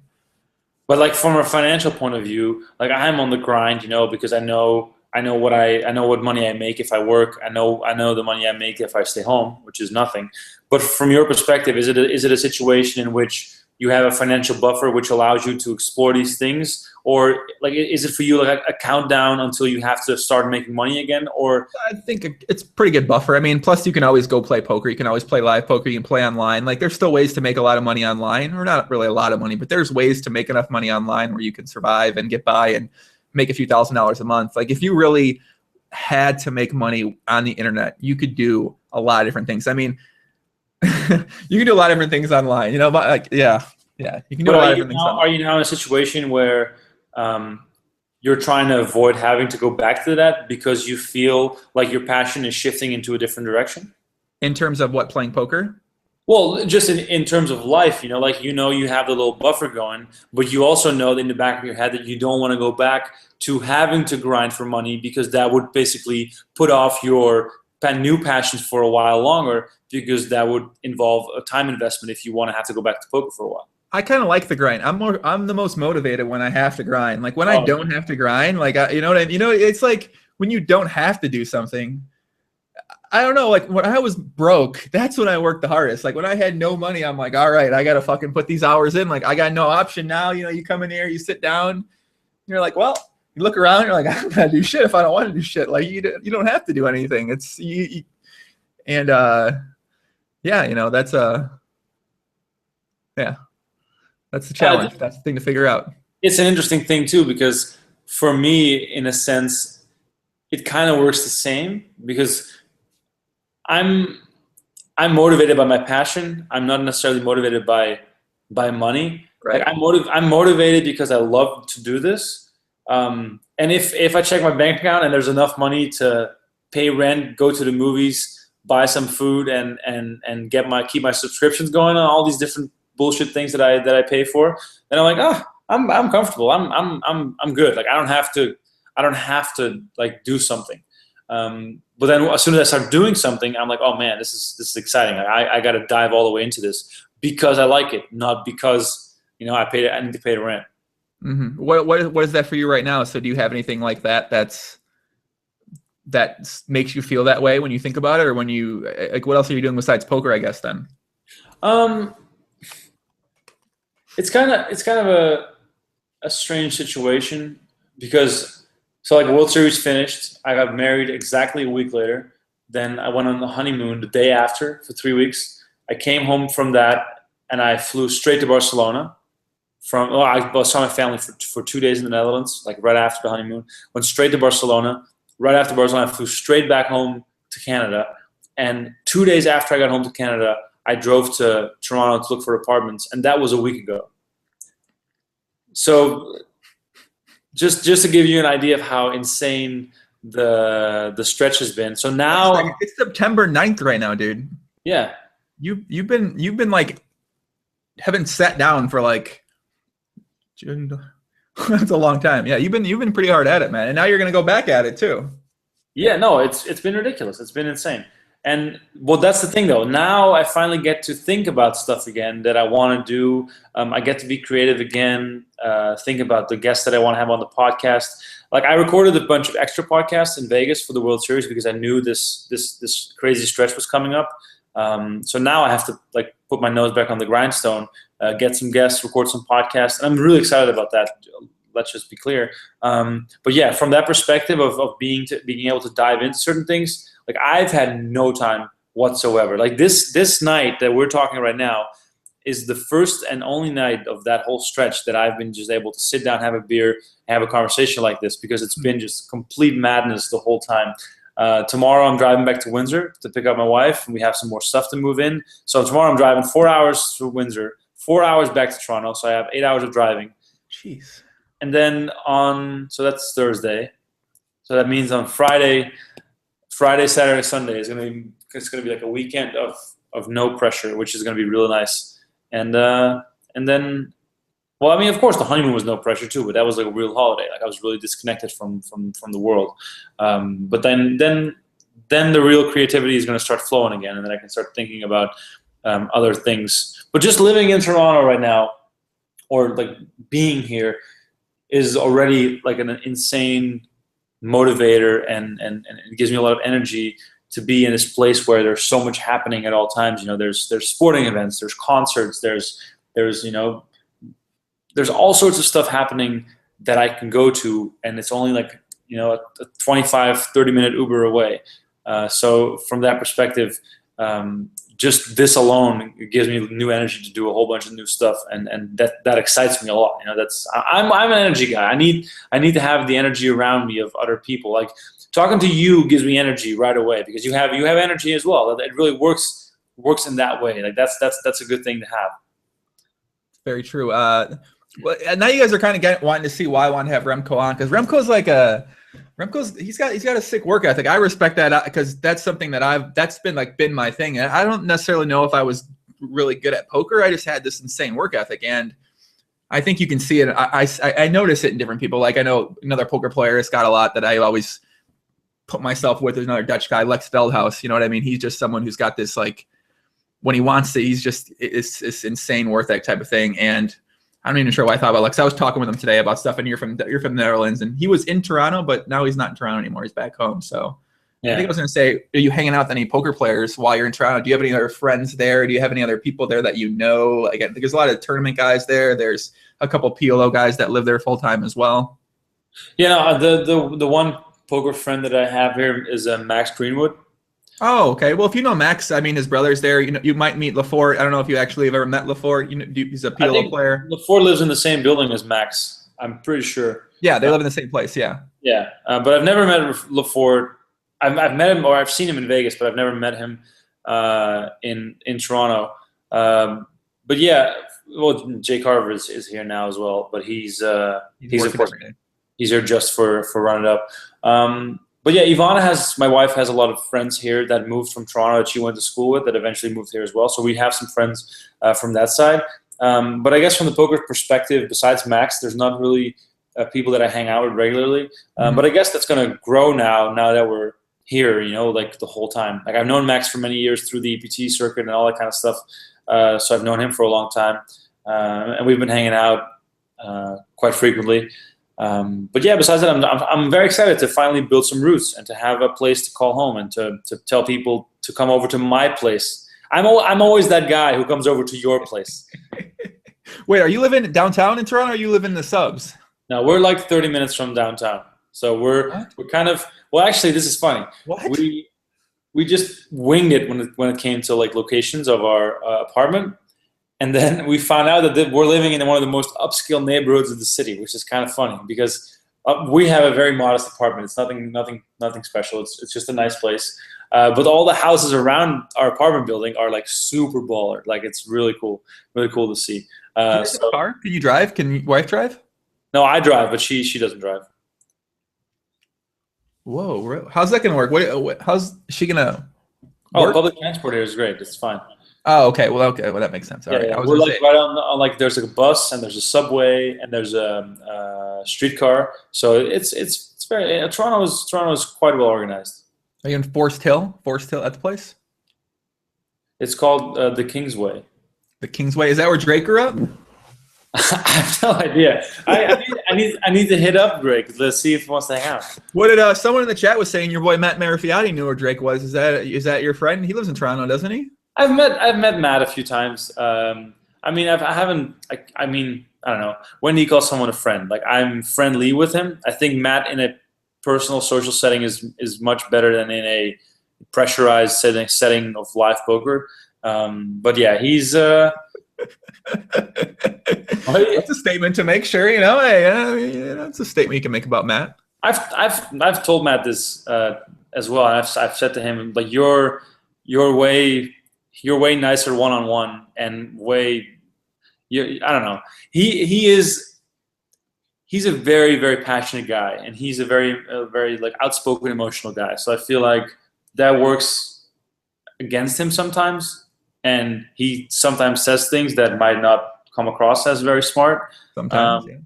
But I don't know. He has a very good heart, and the few times that I've hung out with him, he was very nice. And yeah, he lives in Toronto as well. He lives in a very nice area too. I forgot what the name of it is.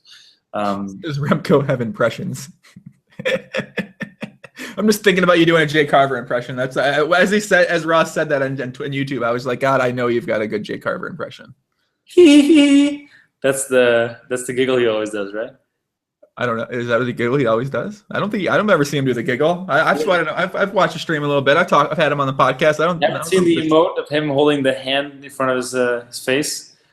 Oh yeah, okay, yeah. Someone will do it in the chat now because I know we have. We got some subs for Jay Carver here. There's some laughing going on. What else does Jay Carver say? Pairs. Who needs pairs? That is one of the. I mean, I guess I know what he says. I just suck at doing the actual voice. What about Jungle Man impression? Do you want me to stare in the camera and not say something for a while and respond like way too late to your questions? Okay, I'm looking at it. I wanted to watch it. I wanted to see it. Okay. Well, like Jungle, no, but that's like the Jungle Man. Like he's like, you know, I mean, like he. I feel like his brain works so fast that it takes his speech a while to catch up. He does kind of that look. What about Hollywood Haxton? You nail that so well. I don't even want to touch that. Like whenever you pull that out, I just tear up. It's just my favorite. I just made up a new Hollywood Haxton emoticon over on. Ike, no, Ike's not here. What are you doing? Remko, poker news. You ever heard? Nah, he's on the beanbag chair right now. He's just all right. Come fucking out. Come out later, man. Come out later. That would be good. That would be good. What about Tom Dwan? I don't know. Wait, who like what other people are popular in poker now? Phil Hellmuth. Man. The thing is though, like I'm the worst because I feel like with impressions, if you practice them, you could get decent at basically impersonating anyone. You just have to practice. But I haven't never really put too much thought into it. Oh my, okay. This is one I've been thinking about a lot lately. Please do an Elke impression. I've been watching Elke and I can't do a fucking French accent, but I'm gonna get down the Elke accent. I'm gonna get the Elke impression down. I love Elke when he drags out his like when he gets a bad beat and he goes, oh no, oh so sick, oh no. That's the one that he always does, but I'm the worst. Like I don't even know why you spring me with this. This is the so sick is it's like totally Elke, but the way he does it is just he makes so sick sound like it's so normal. He doesn't make anything sound normal. Okay, Jesus Christ, dude. No, but he just works it in there. He works it into his sentences. Well, I think he said it like it's like I say Poppy. He just works in so sick like so often that it just The mouse! The mouse! All right, let's go back to what Nose Dodo said earlier. Something about no set, no bet when he talked about the chip leader at the chip leader. I don't even know what I said, but I know what he's talking about because the chip leader of the main event going into the last day was Butters from WSP.com. And of course, I'm blanking on the name right now.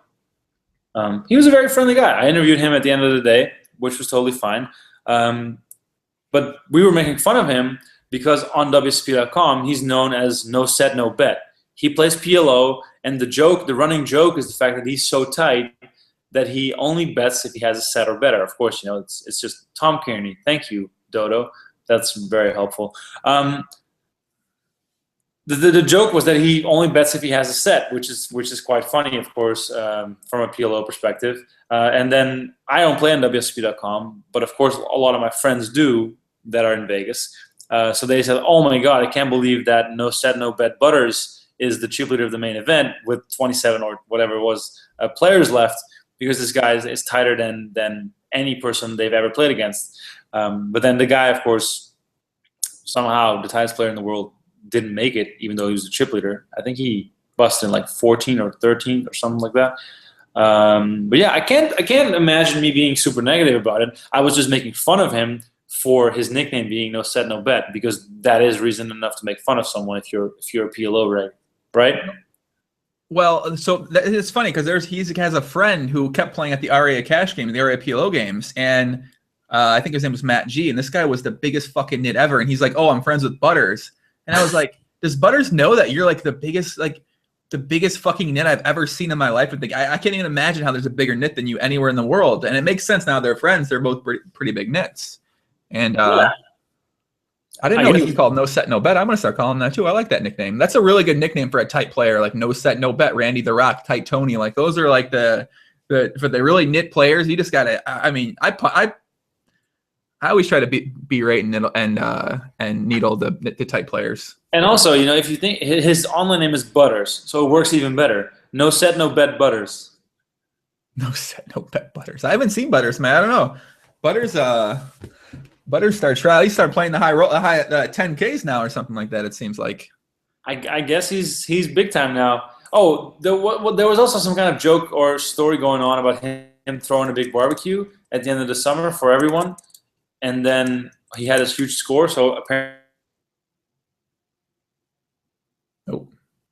a good party to go to, but I never got the invite, so that was quite unfortunate. Never got the invite, huh? Yeah. What did Ivan say? Ivan said something on YouTube. He said, as your GTO ambassador, I even gave shout-outs. I haven't really gave some shout-outs. Let me give a couple shout-outs real quick.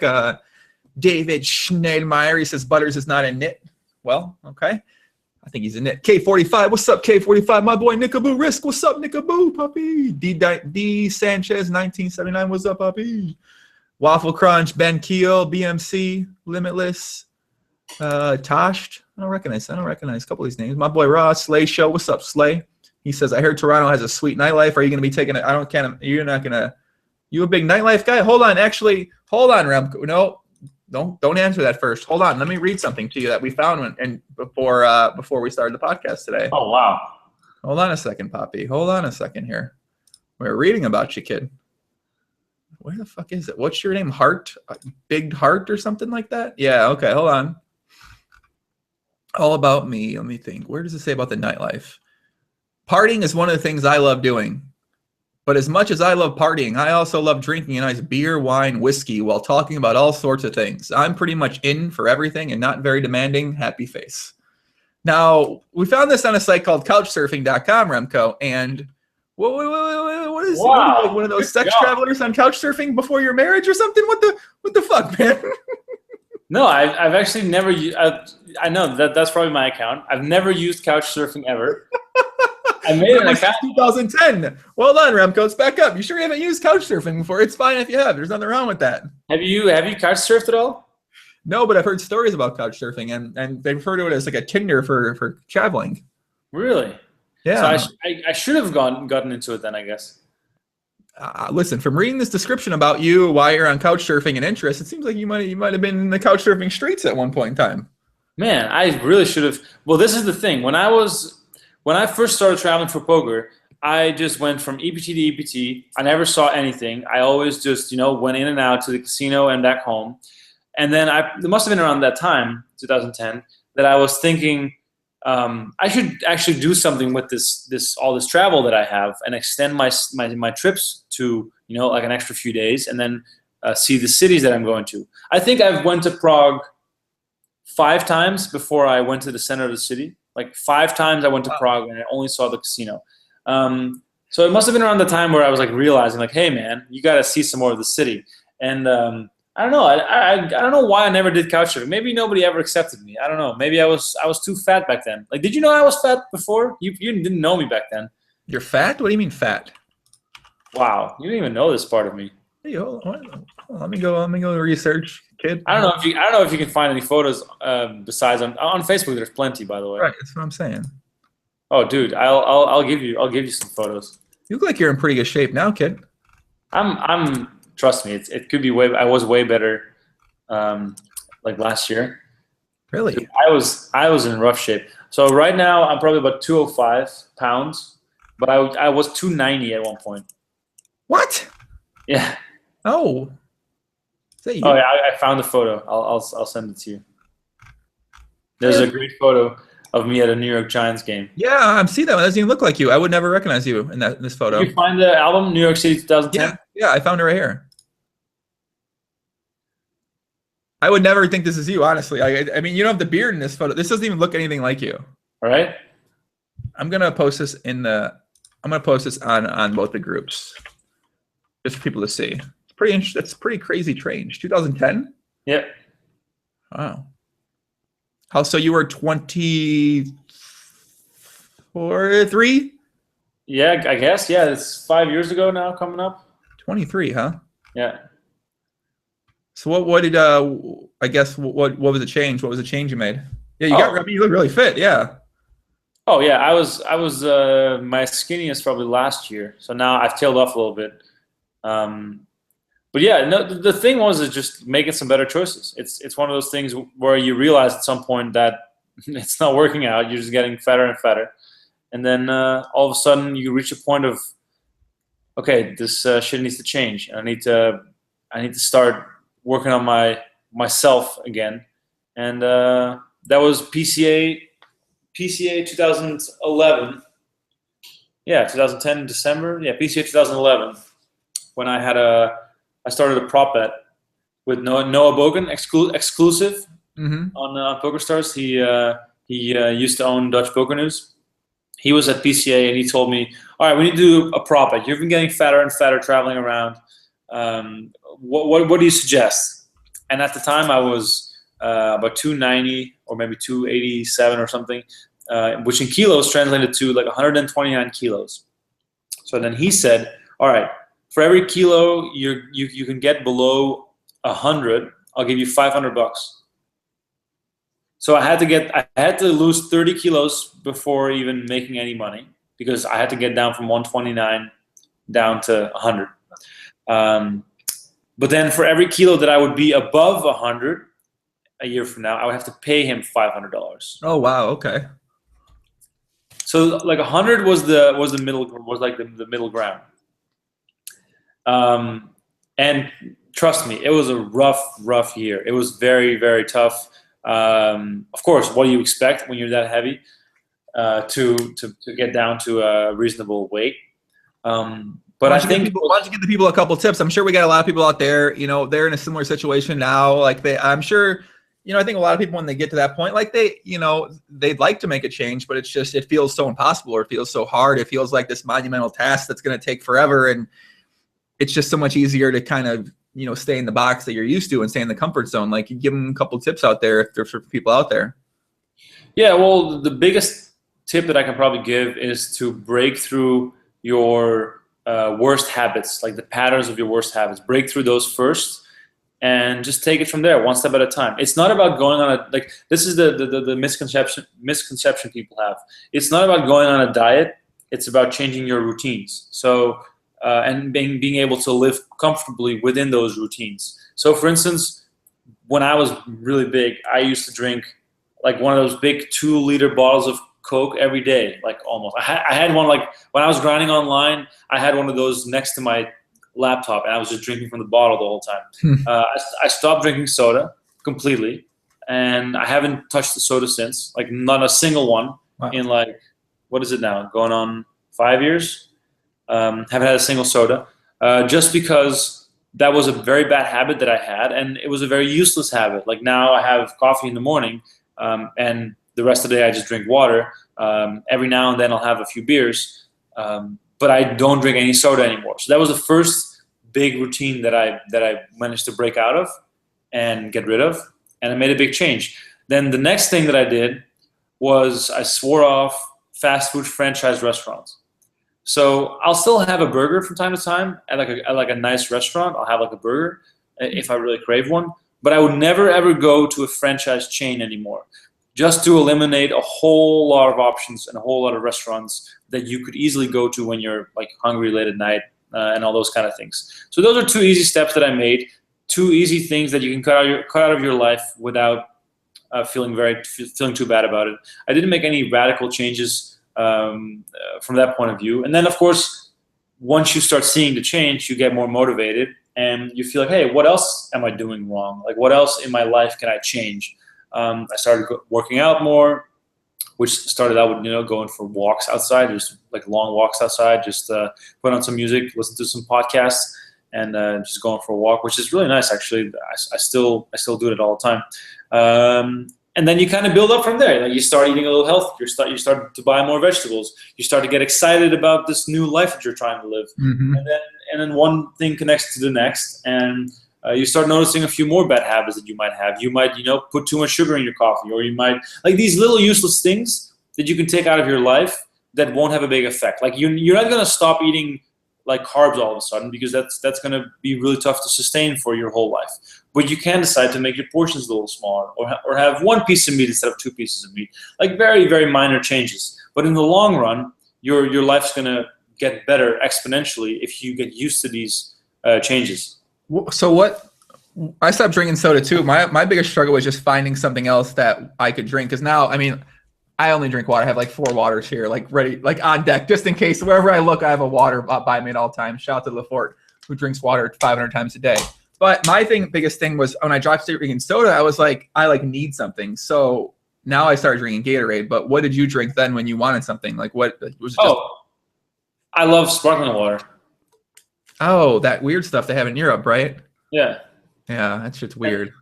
That is one of my favorite. Like, that, it even feels like something fancy, even though it's not. It's just water with bubbles. Like, it's just like a soda without the sugar. So I don't know. I like sparkling water. That is kind of my go-to drink if I'm having a drink. But I'm totally fine with waking up, having 2 or 3 cups of coffee, no sugar, by the way, no milk, no sugar, just straight up black coffee.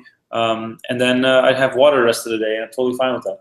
Wait, And, Gatorade's worse than Coke? Is that true, guys? Gatorade is cancer too. What? Oh no, I've heard this. Oh, that's might I be mean, piss low, actually. how many ingredients does your Gatorade have over there? Like, what's the read the ingredients to me?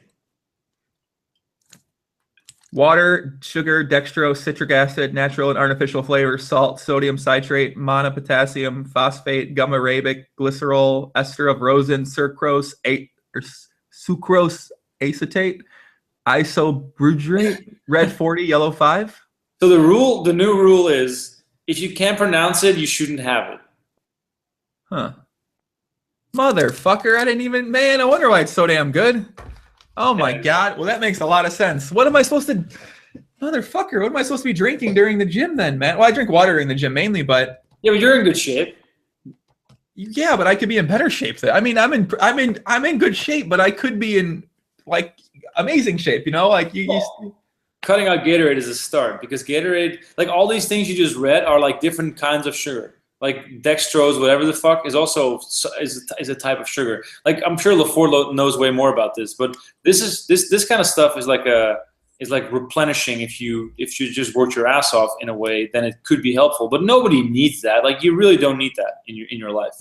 That's why he told me to get the water, put the electrolyte packages in there, and then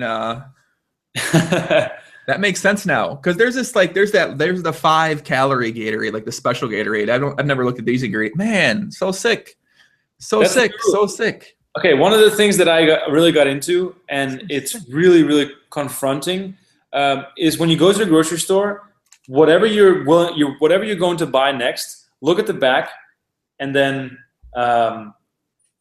read the ingredients. And if you can't pronounce the ingredients, then it's probably not good for you, because it means that they've added some crazy shit to it, like artificially, in order to make this stuff either non-perishable or to make it taste better, look better, like have better color, all that kind of stuff. So you don't really need that. But there are better options out there. For instance, when you buy, and you might do this too, when you buy like canned tuna, just to put into a salad or to just eat canned tuna just because you like it, there are like 25 different types of canned tuna. They all cost about the same, give or take, 20 cents or 30 cents. But the ingredients range it's insane. Some of them have 2 ingredients, water and tuna.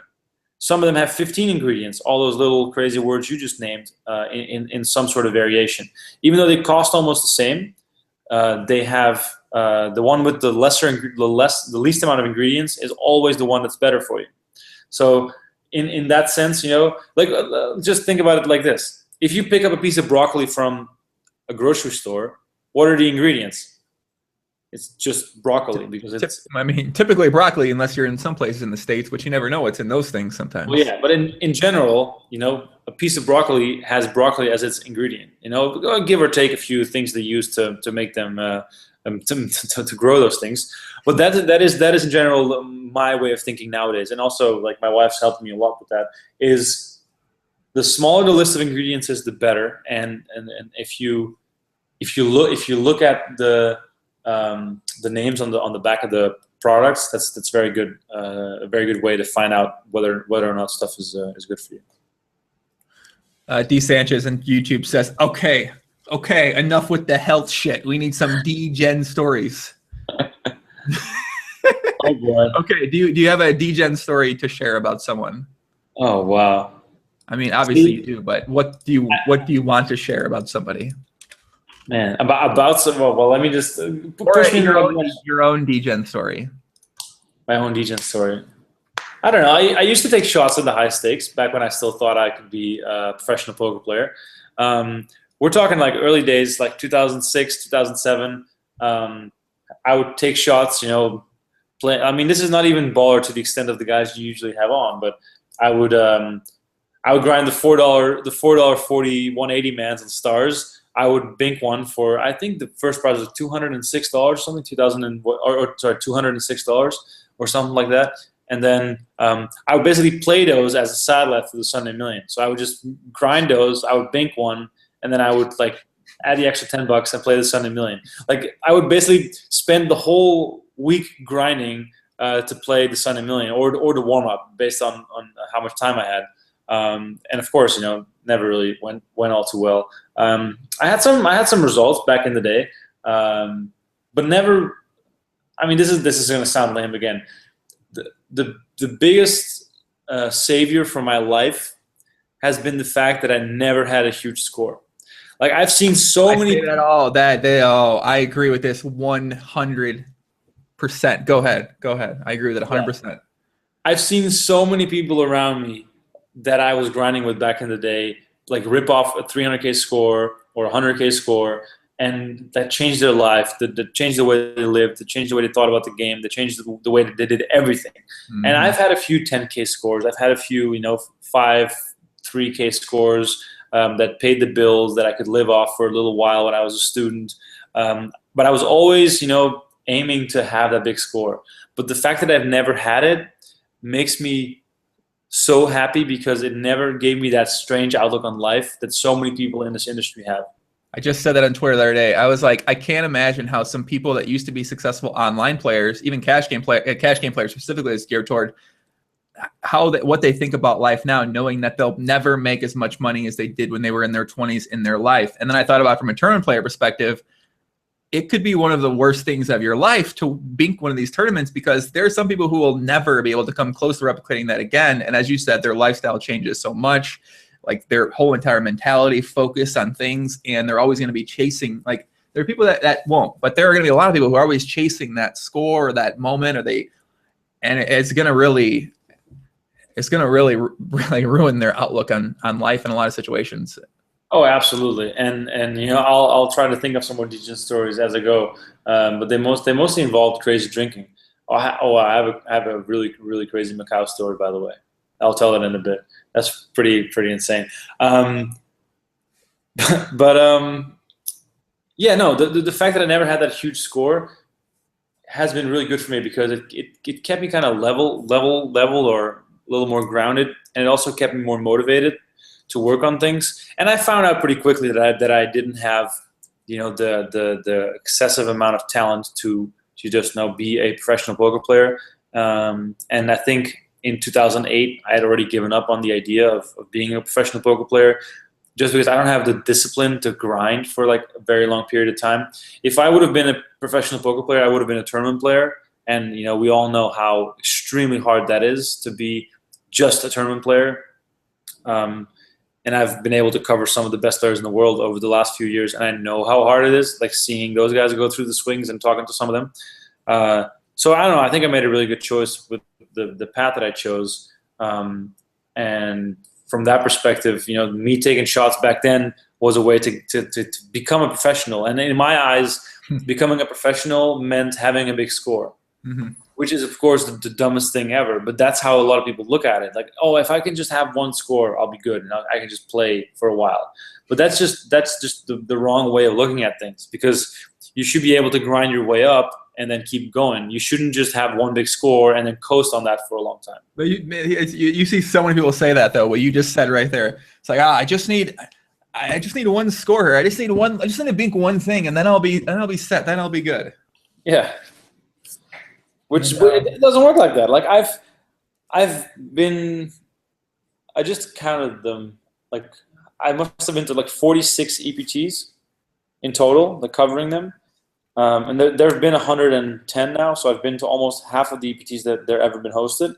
And I've seen so many people come and go that used to be regulars on the tour that never go anymore, or can't afford it anymore. No more sponsorship, no more this, no more that.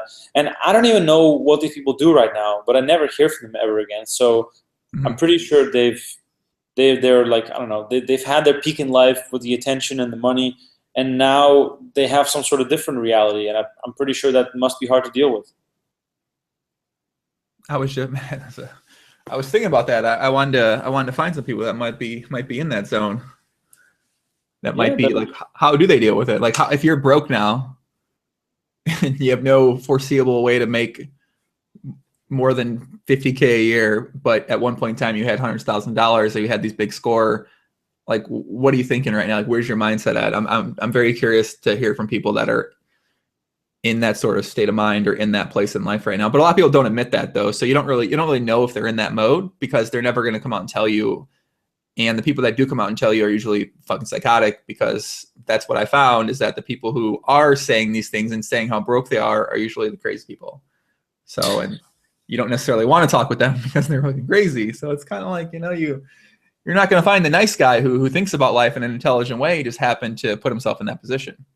Yeah, exactly. And of course, in the poker world especially, there's so many delusional people that still think that they are good enough to beat the game. Like, I'm not one to judge, but I'm just going by what people tell me. That there are so many delusional players that are looking for a stake, or you know, are like so deep in makeup, but they're still playing because their backer wants them to clear makeup before they can cut them. So there's so much of that going on. So it's a really strange dynamic in that sense, the way the poker world works. Because once you've had that big score, even if you've only had one big score, you're forever going to think that you can do it again, and you can, hypothetically. But like, we all know how big the chances are of you winning a W Coupe or you know, entering a 1K event at the World Series and pulling it off for $600,000. So you know, that's one of those things where the hardest part of poker is to stay level-headed and to understand your position in this whole crazy industry. And that's how you see the best of the best rise to the top, and that's how you see certain people, you know, fail at some point. And that's fine. There's no judgment attached to that, but it's just one of those things where it becomes harder and harder to realize your position the longer you're in this industry. Yeah, I think you know, DeSantis said something interesting. He said, I work security for $13 an hour. I would love a big score. So what do you think about from that standpoint, if you have an aspiring player, someone who aspires to have a big score, but isn't actually, and this is more from a professional poker player perspective, I think we're coming from, whereas, you know, from the perspective where you have a job and, you know, that might be like where things are at, like a score does sound pretty good, and then, you know, go broke from there. Like, that sounds like a great idea. Yeah, it's not the big score that's the problem. It's the illusion that it creates that is the problem. Like, if you, like the guy said, if you work $13 a job for $13 an hour and you win $100,000, if you then understand that that one score is an anomaly and use that money wisely, pay off some credit card bills, or you know, put a down payment on a house, or you know, I don't know, put your kid through college, then amazing. You know, that big score was really good for you because it gave you the opportunity to use that money in a very positive way.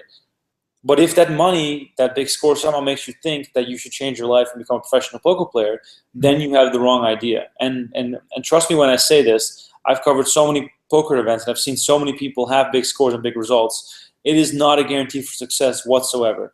Like, not everyone is a Timex or Pratush Budiga or Dan Smith or Mike Watson or any of those like masterminds of the game that can just travel around the world, play high stakes tournaments and make a living through that, besides also playing high stakes tournaments online. Like, if you have a big score and use that money in a smart way, you know, to better your life, then having a big score is amazing. But what I was referring back to was the fact that if I would have had a big score, I would have then thought that I could be a professional poker player, because that's what I was going for at the time. I was a student. I was very young. I just turned 18 when I started playing poker. So from that perspective, well, no, as long as you have the perspective on what that money means and the way poker, the place poker has in your life, then of course having a big score is amazing. Like, I always see the guys at the World Series of Poker who are a businessman, or you know, like an accountant or a realtor or someone who works at McDonald's who qualified to play a 1K or something, win $100,000, and I see the happiness that they have from winning all that money and having a big accomplishment. That is amazing to see. Whenever I see that, though, I just hope that they use the money wisely and don't all of a sudden create this illusion of becoming a professional, because that has nothing to do with having a big score. Bradley said, hey, Joey, I've been playing as a pro, low stakes, living on the edge for the past 5 years. Would you be interested in talking to me? Bradley, hit me up on Facebook, Poppy. My boy Dankness is in the chat. Will Jaffe, what's up, Dank? What up, Big Daddy? Zima421, friend of the podcast, guest of the podcast, in the chat. He said, taking questions, Joey. Sure, Zima. Let's hear what you got. Zima said, Remko dropping some real truth here. Great interview. Thank you, Zima, Poppy. Yeah, if you guys have some questions out there, guys, we'll take some questions. And yeah, we'll take some questions from you guys. Yeah. I was going to tell the Macau story. I think the people will definitely like this one. Let's hear it. Let's go. I think I have to redact the names of the story just for safety's sake. I like where it's going. I like where it's going. Okay. That's also the thing with these with this poker industry. I could write a book about the stories that I have, but then that book would have to be released on the day that I die, because I would probably never be able to walk the earth if the stories came out. Yeah. All right, let's talk about Macau. The first time I went to Macau was in 2011, I think, or 12. I don't know. Somewhere in that range. Doesn't really matter when it was. There was a big tournament in Macau. I was covering it. It was me, Donnie Peters, and a bunch of players who went to the PokerStars player party at D2, which is a famed club in Macau. People who've been to Macau will know about it. It is a go-to spot for drinking. The PokerStars party has been hosted there before. But there's a few very strange things about it. And this is not even the crazy part of the story. This is just a little introduction into what's to come. But at D2, just to give an idea of what Macau is like, there are girls walking around that have colored and numbered stickers on. Like they're like, I don't know, they're like this size. Number 2 in yellow, number 3 in orange, or whatever it is. And those stickers and numbers indicate their price and what country they're from. So let's say hypothetically, orange means Philippines, and 1 means that they're in the highest price range when you want to take them home. So they're all prostitutes. But it's very open out there. They just have little stickers on, which is super weird. It was my first time in Macau. I was walking around and wondering, why the hell do all these girls have stickers on? And there were a lot of girls in that club, and like an extreme amount for a poker player party. And people who've been to Macau will recognize this. So anyway, this was like the pre-drinking kind of setup for the night. We were all getting absolutely hammered. The APPT, by the way, has the best drinking of any poker tour in the world, because the tournaments are scheduled in a way so that everybody can go drinking and also stay out late, because the day after the party, the main event doesn't restart until 5 p.m. So we can all sleep in and then hop back into the main or whatever tournament you're playing at 5 p.m. And then you play a very short day from 5 p.m. to 1 a.m. And then you go back to like some sort of regular schedule. Anyway, that's besides the point. But it did make the night more interesting, because everybody was just going nuts, because they knew they didn't have to come back in until, I don't know, I think that was maybe the 2 or something, 2 p.m. I don't know exactly what it was, but it's usually like 5 p.m. So after D2, after the players' party, a select group of people moves on to the nightclub in Macau, which is called, what's it called again? Damn, I have to think of these names. See, I've been doing IKEA stuff all day. Right, like just so people can go there if they're ever in Macau. Slow. A Cubic, Club Cubic. That's the name of the club in Macau. Okay. So we go to Club Cubic. Elke is there. Brian Huang, like all the big shots from the APPT. Well, why wouldn't Elke be there? That makes sense. Okay. Of course, Elke's there. They have huge bottles. Everybody's going crazy. And at some point, the lights come on in the club because the place was closing. That's how late it was.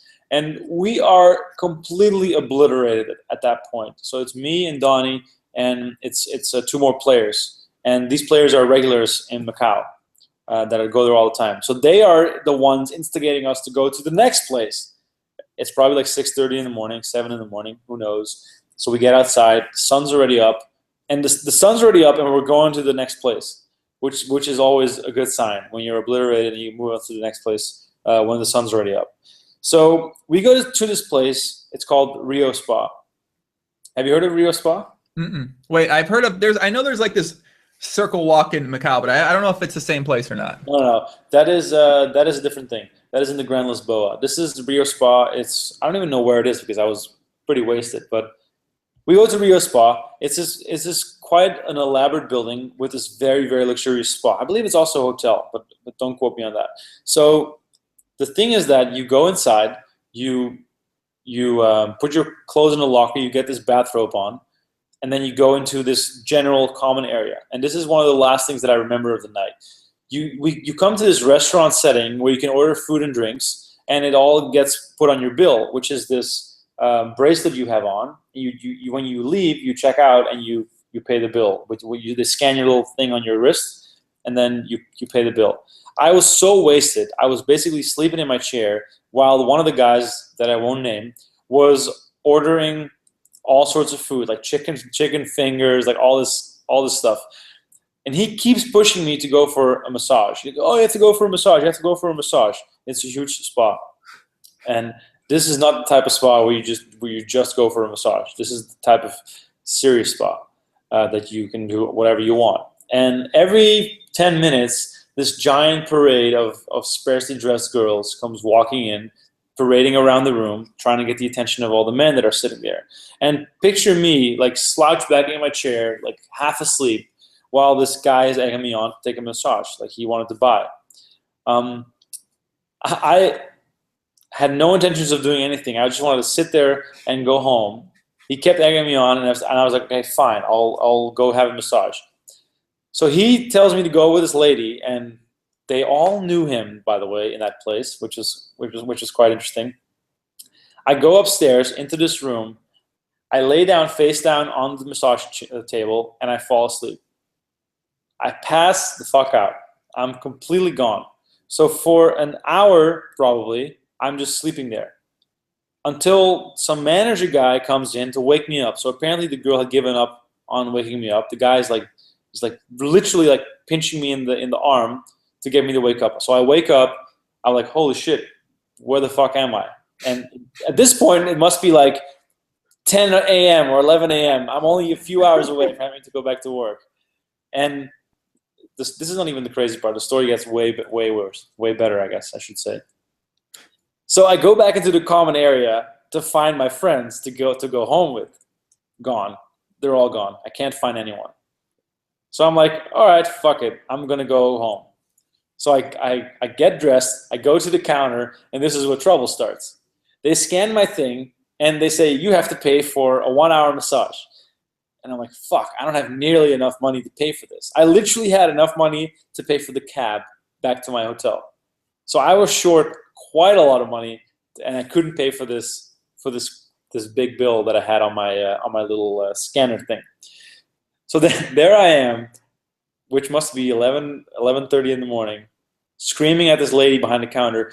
My friend said he would pay for the massage. He kept pushing me to take the massage, He seemed to know everyone here. Like I was going off. I was screaming.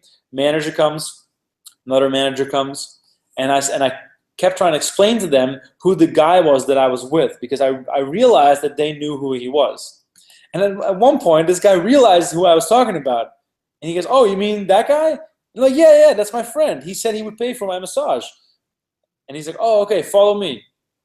So I go through all these back hallways, back into the main area, and all of a sudden I'm back in this hallway. It looks like kind of like a hotel, like one of those long corridors with all these doors.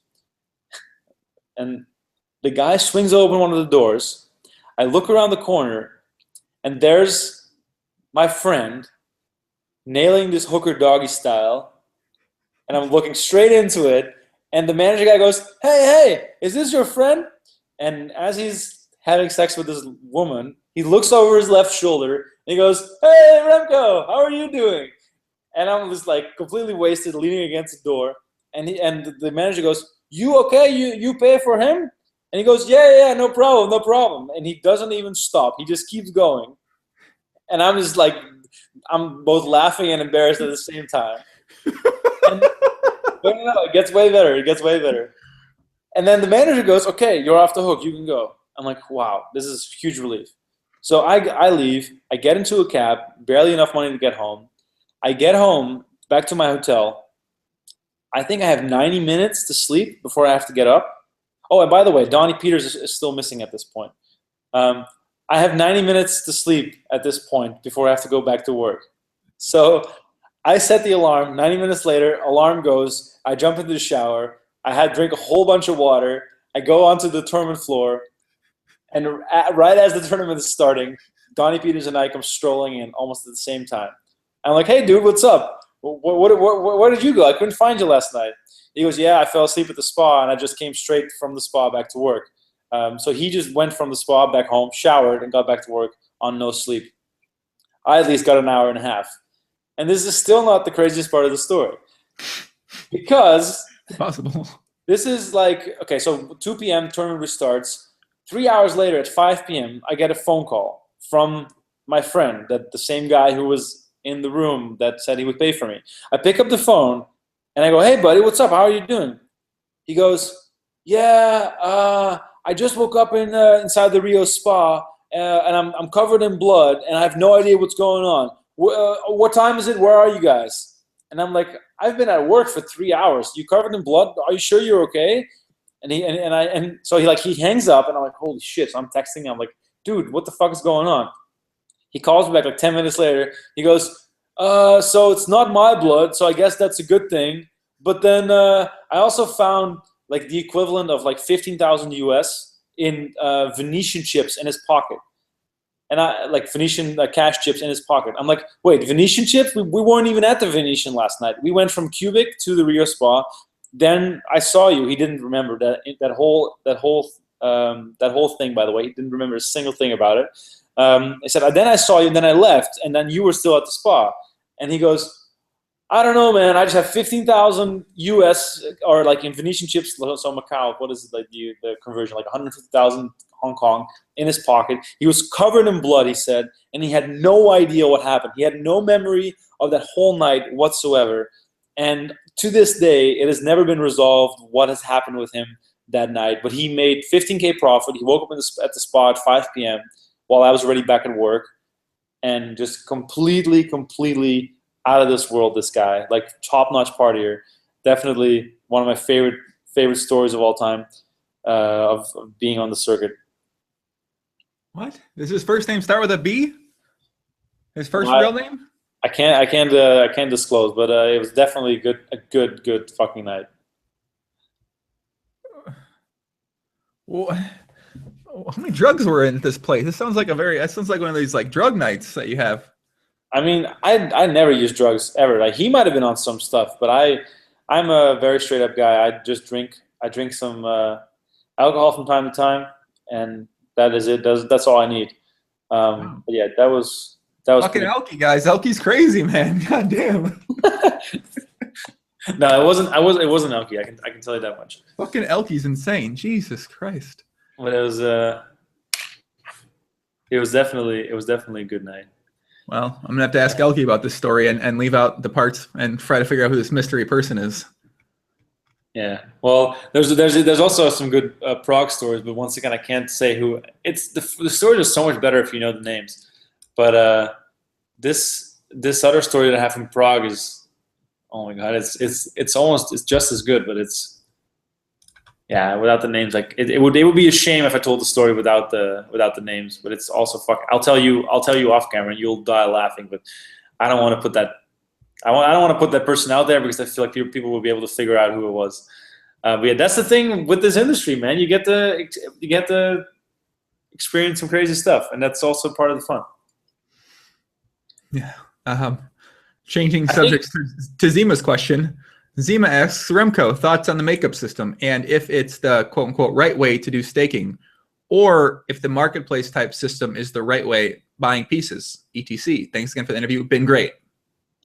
I personally think, just a personal opinion, that staking players is one of the worst investments you can make as a person with money to spare, because from experience talking to people who've done a lot of staking, the stress it creates and the strain it is on the personal relationship that you have with that player that you're staking is not worth the possible return you can get from it.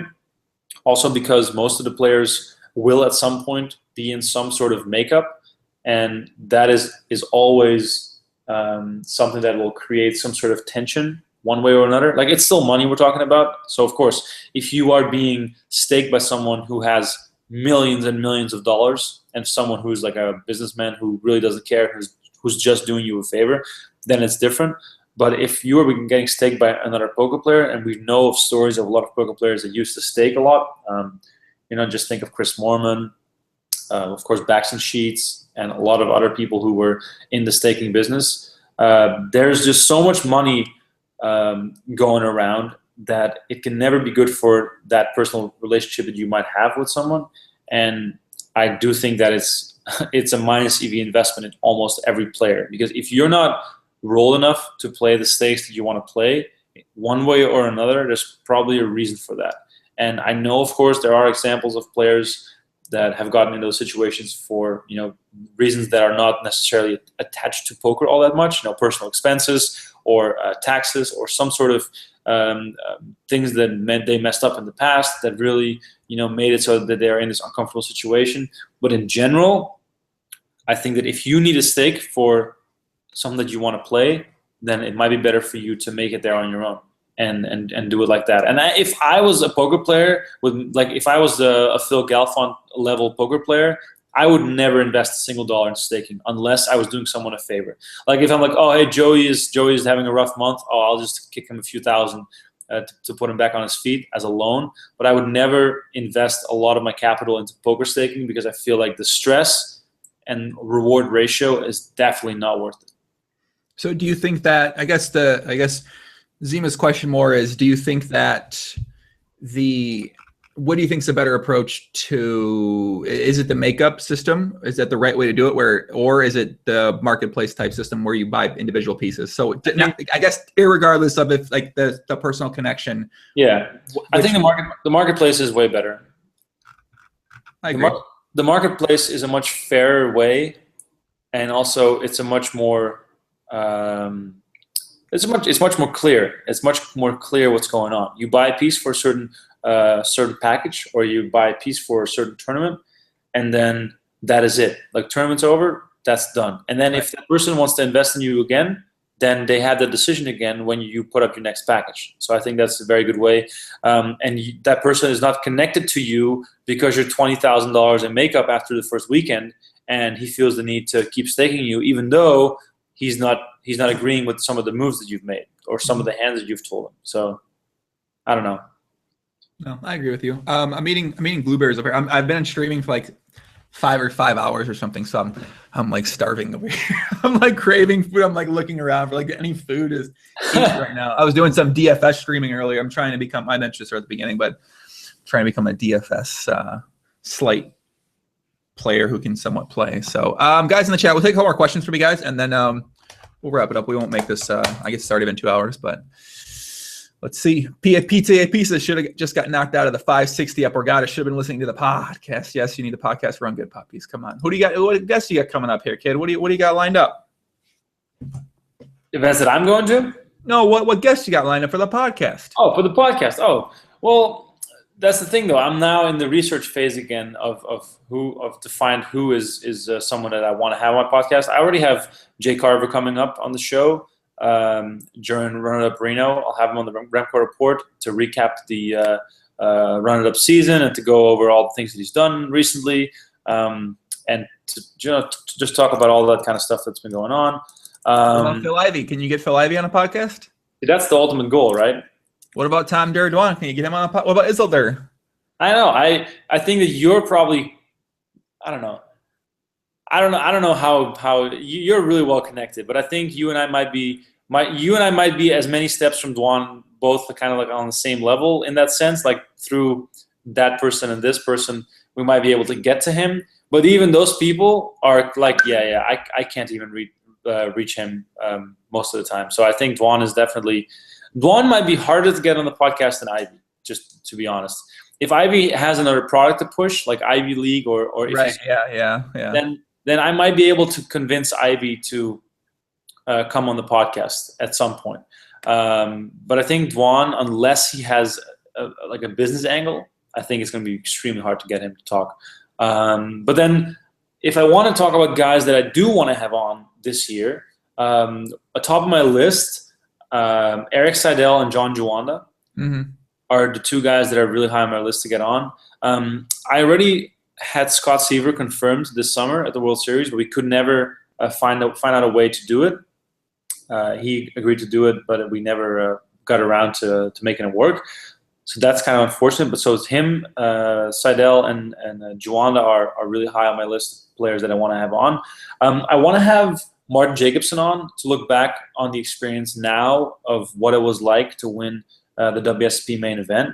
And also kind of in that same range, also WSP main event winner. I want to have Jamie Gold on, and then I don't want to talk about the nowadays stuff, but I want to go over the whole 2006 experience again. So you saw I tried getting him on for that was one of the, like the worst ordeals. I tried getting, like, we talked in December about coming on a podcast last December, right? It was last December. And then so over time we're like, oh, like, hey, like, let's set it up. He's like, oh, you know, like, he's being Jamie Gold. He's like, you know, has all these things. Okay. And then come June, we tried setting up during World Series. We were going to meet up then. Finally, I'm like, man, fuck this shit. Like, I'm done trying. I don't even care. So Remko, you give it a shot, kid, because that's what I've noticed with some of the people. That's what I've noticed some of the people is that there's certain people that, like, when I already know them, or if I know them through friends of friends, like, it's pretty simple to ask. They want to come on, you get a clear answer, you set something up, you do it. But there are some people, like, you know, the guys like Jamie Gold, where you don't really know them. Like, these guys, you know, all these guys, they give you it's like, you know, they got no respect, really. It seems like the way that they treat you is just, you know, and it's interesting because it's my first time really getting out there and asking those type of people that I don't know on that type of level, hey, come on a podcast. And it's not the most fun. I mean, do you get that a lot? I feel like you know a lot of tournament guys, so you sort of like are one step away from a lot of guys in that side of things, and you probably get treated with a pretty decent amount of respect from those people too.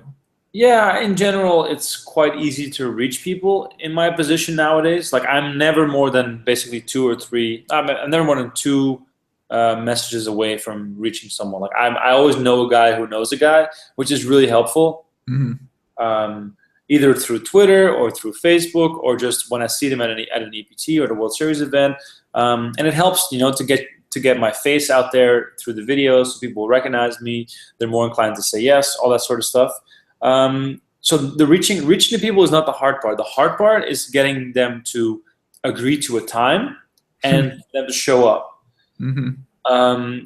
I've had countless people that, like, took a long time for me to get them to show up to appointments, or postponed or delayed, or, oh, sorry, I thought it was tomorrow, all that kind of stuff. That happens all the time. But yeah, in general, they're pretty good. It really depends on who you get. Like, if you talk about Negreanu, I send him one tweet, and like, I can have him on the phone 5 minutes later, like, hypothetically. You know, he's one of those guys who's really on top of all that stuff. Mm-hmm. But then there's also, you know, of course, the other side of the spectrum where it's extremely hard to get people to reach out. Like, one of the guys that I feel I'm not worthy enough to interview is one of the people that I really love following myself, is Geraldes Vulgaris. Yeah. I'm just so intrigued by him, and I've interviewed him once for an article about sports betting. Like, I tweeted at him and I said, hey, I'm doing this piece about sports betting. I would like to get a few quotes. And he, like, DM'd me his Skype right away, and I had him on the phone like 5 minutes later. It was only like a 6-minute conversation, but it was like right what I needed for the article. It was really interesting. But now I feel like to get him to sit down for a one-on-one for like an hour, it's a lot of pressure. Like, he's a special guy. He's a very, very smart person, and I feel like I would not want to take away an hour of his day unless I had some really strong, you know, building blocks for a good conversation. But that's the kind of stuff that I look at nowadays. Yeah, I think you sound like you put a lot of thought into it, just like I put a lot of thought into who I want to have on, and the reason. I always have like 5 reasons why I want to have everybody on, whether it's like the super unknown person that no one knows that's not going to get any views. Like, I always have a really good understanding of why I want to have somebody on too. And so it sounds like you put a lot of thought into, you know, those guests and those conversations too. I don't necessarily worry about the conversation as I love Twitch. Twitch is great. I love it. Yeah, I don't really think about the conversation. Like, when I think about getting somebody on, I'm not really worried about the conversation. I'm just worried about getting them on. And when I get them on, I know the conversation will be cool. It'll usually be really fun, or usually be entertaining. And like that, I don't ever think about that conversation part of it though. Like, hey, what am I going to talk to this person with? Because I always assume if someone's interesting, Yeah. You know, like with you, I wrote down a couple things, but like I didn't have to do any of them. You know, I didn't have to write anything down really. Like that's sort of how I can usually be going into most of them these days. Is that Well, I feel like it's a little different though. If I would do a live stream like you do, I would feel more inclined to just wing it like that, like, or at least from the perspective of like we'll figure it out, we'll get somewhere, and we'll find a path to talk in a certain way. But I feel like for an audio podcast, I would like to have it like much more streamlined from a perspective of, you know, no dead air. It's just one-on-one. There's no interaction with any followers. There's no direct interaction with any people. There's no shout out, so to say. There's none of that whatsoever. It's me looking that person like dead in the eyes and asking him tough questions about his life and asking him serious questions about certain things, making it funny from time to time. I feel like it's a much different conversation, and I do a lot of prep for a Rmko report. Like like a lot of time goes into preparing for one of those episodes, because I feel like that is the only way to bring out the best out of the conversation. And maybe I don't know, maybe I'm overthinking it, maybe I'm being too much of a perfectionist. But in I think you can bring out a lot. I think you bring out a lot of great conversation without really. I mean, obviously, I think preparation's good, but on one hand, I think if you like, I don't necessarily think it's because I've had some. I mean, if you had people open up here, like you never would have expected, like ever, and you know what I mean. It's just like I don't exactly know the trick yet. You know, I've only been doing this. Like I've been doing this long. I'm still kind of figuring out what exactly is what. So. But I don't necessarily think it's a bad approach, though. I think it's a good approach to take too, is to be really prepared and like know exactly what you're going to hit on to. And also, you might be good at reading something or seeing something about somebody and then breaking that down into, all right, like how can I open that point up and then sort of get that out of them too. Whereas when I look at something like that, that might not be what I excel at. So you probably excel at these things that some other people just wouldn't excel at because they wouldn't know where to go with it from there. I don't know. I'm still trying to figure out what I'm actually like good at, or like how certain things work in a conversation. And now that I've interviewed a lot of the people that I know quite well, I'm starting to expand beyond that, and that's when I really get tested with regards to like interview skills. Like it's very easy to have a one-on-one conversation with a friend and just record it. Like that's what happens when you know people. Like some players, I've known them for so many years. Like it's one of those things where you've even gone out to dinner a bunch of times, so you have like stories to revert back to, or certain experience that you've shared that are just easy storylines to go back to in case you have some dead air. So from that perspective, it's an interesting time, because someone like John Juanda, I've never spoken more than 5 words to him. So for me to talk to him for an hour is going to be. It's gonna be like a I don't know. It's gonna be like an uphill battle, because you never know how the conversation will go. I know John's a very like talkative guy, and maybe not the best example, but still, I know what you mean. It's like unpredictable. You just don't so you want to have a handle, or you want to have an understanding of where it's gonna go, and you want to know going into it. You want to have a good idea of where it's gonna go. Yeah, but like that's what I like about your podcast a lot when I watch it. I feel like there's a lot of familiarity between the host and the guest, which also makes the guests very much inclined to open up. And now that you've done a lot of them, a lot of the people that you're having on now have watched the show, so they are already comfortable with the setting because they know what's coming at them. And I feel like I would like to reach that as well with my podcast. You've done so many more than I've done from a one-on-one podcast perspective. So that is a really nice thing to have, where the people know what they're getting into when they get on the Poker Life show. Like they know what is going on. They know what type of show it is, and that is a very, very big advantage to have, because people wouldn't agree to do your show if they wouldn't know what this is. They know, oh, Poker Life, that's the thing where they talk about all the things that I've done, and you ask some funny questions and you bring up some embarrassing stories. All right, I'm down for that. Let's go. Yeah, I guess, but I guess going back to the point where we were talking about before is that now when I'm getting on new people, like they don't know anything. They're like, oh, okay, okay, all right. Like I heard your name or I see your name in MVG, but like they don't actually know like what it is. So they start treating this like an actual interview. Like, all right, like talk to my assistant. Like, like you got 35 minutes. I'm like, dude, I'm just like, all right.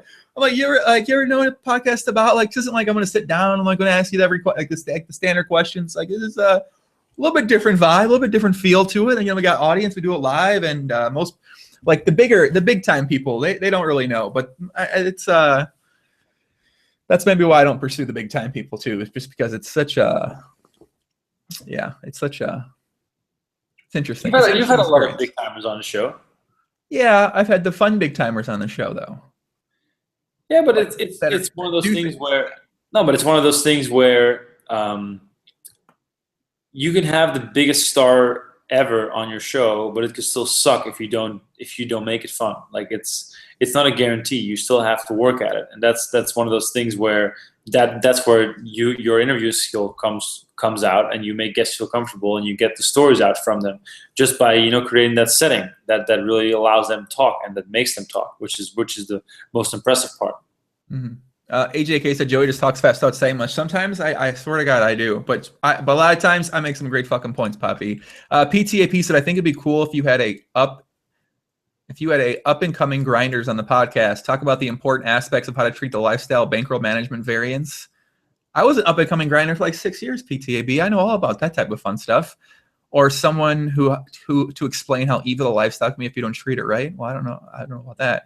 D-San just said it'd be cool if you could get some people from big threads on goals and challenges forum on 2+2. They are truly living the poker life. I disagree with you completely. I don't think that those people, that these guys who go to the casino every single day are the only, like they're living, like there are people that are on a higher stakes level living the poker life. Like Remko is dealing with the tournament players who are living the poker life. They just do it on a much grander scale where they have a lot more success. Like there's no difference between, the guy playing 1-2 and posting in his poker goals and challenges thread on 2+2. I mean, he's playing poker. He's living his own version of the poker life. And like a Timex who's traveling around the world, like he's living the poker life as well too. So, what do you think about that, Remko? I think it's like one is more the poker life than the other thing, or what? I don't know. I feel like if poker is a part of your life, then like a big part of your life, then in some way you're living the poker life, and to whatever extent you're doing it. I mean, that's of course completely up to you. I don't know. I don't think that's a question that needs an answer. Like poker life is whatever you want it to be. Like I don't know. There's people that I know that play a $20 home game with their friends every Friday, but they consume all poker media. Like I don't know. They're somehow living a poker life as well because they live through these people that are playing those big buy-in events and that are on TV all the time, and they listen to the podcast and listen to your podcast. I don't know. It's just I love how poker is so much more than just a game of cards. Definitely agree, man. We'll get things wrapped up here. See if I see any more questions. PTB says for up and comer, what percentage of their bankrolls do they risk at a time? Mainly for we got to talk about mixed games. Mixed games. All right, Remko, you play mixed games, so we'll give us some mixed game talk, Rem. Yeah, you always with your PLO stuff. I mean, wait, you want to talk about PLO? Wait, you want to talk? Oh, okay, Rem. Mixed games. I'm not a big PLO fan. Too much variance for the old mixed game grinder. It's right. I'm much more about the old different games. No, the reason why I want to bring this up, and this show might probably get the least amount of views of any of your amazing guests that you've had on, but still, every time I'm in some sort of media or I have a chance to say what I want to say, which was on the Poker News podcast this whole past summer, I just want to press the fact that mixed games are such a beautiful thing we have in poker, where you can play a rotation of poker games and you can try to get better at a lot of different games. So not just focusing on one game, but you can focus on becoming very well-rounded in all these different games. And it really brings the fun back into poker if you somehow lost it. If you somehow reach the plateau in No Limit Hold'em, or if you somehow reach the plateau in PLO, because there's so many people that are focusing just on that one game. People like yourself, always grinding super hard PLO. Like all the guests, you've had so many guests on that are extremely good at PLO because those people mainly focus all their time, energy, and brains on this one game. If you're in the situation specifically, and of course this will apply to a lot of other people as well, try giving the mixed games a shot. The competition level is much lower. There's so many people that have no clue what they're doing. When did this turn into a mixed game promo? Yeah, no, it is. I am the mixed game promo guy. I'll happily be that guy. In Vegas this summer, it was a shame you didn't come out to play with us, but we played the 4-8 mixed game. Oh yeah, I remember you told me a couple times you were playing. Yeah, you guys were getting drunk, getting turned up there, having fun. Exactly, but that's the thing though. I cannot have that fun of playing a low stakes hold'em or low stakes PLO because it's just so much. There's so much gambling and high variance going on. If you play Omaha high low, stud 8 or better, Raz, triple draw, all those games, then there's a lot of betting action. There's a lot of fast action. The limit games are really fast. People make decisions instantly. You get to see a lot of hands. And when you play this in a friendly setting, of course, when it's live, it's much easier. You get to learn a lot as well. And you get to see a lot of the intricacies of the game. And those intricacies will convince you, and I'm sure of this, to spend more time to play those games. Not just from a fun perspective, but also from a winning money perspective, because there is money to be made. Even though, there's not a lot of games on offer. That's why I'm doing these promotions to get people to try these games out. I'm not saying, become a professional Omaha 8 or better player. I'm saying try it out and try to see how far you can take those games. And also, it is very refreshing to learn a new game. It's very refreshing to try something new.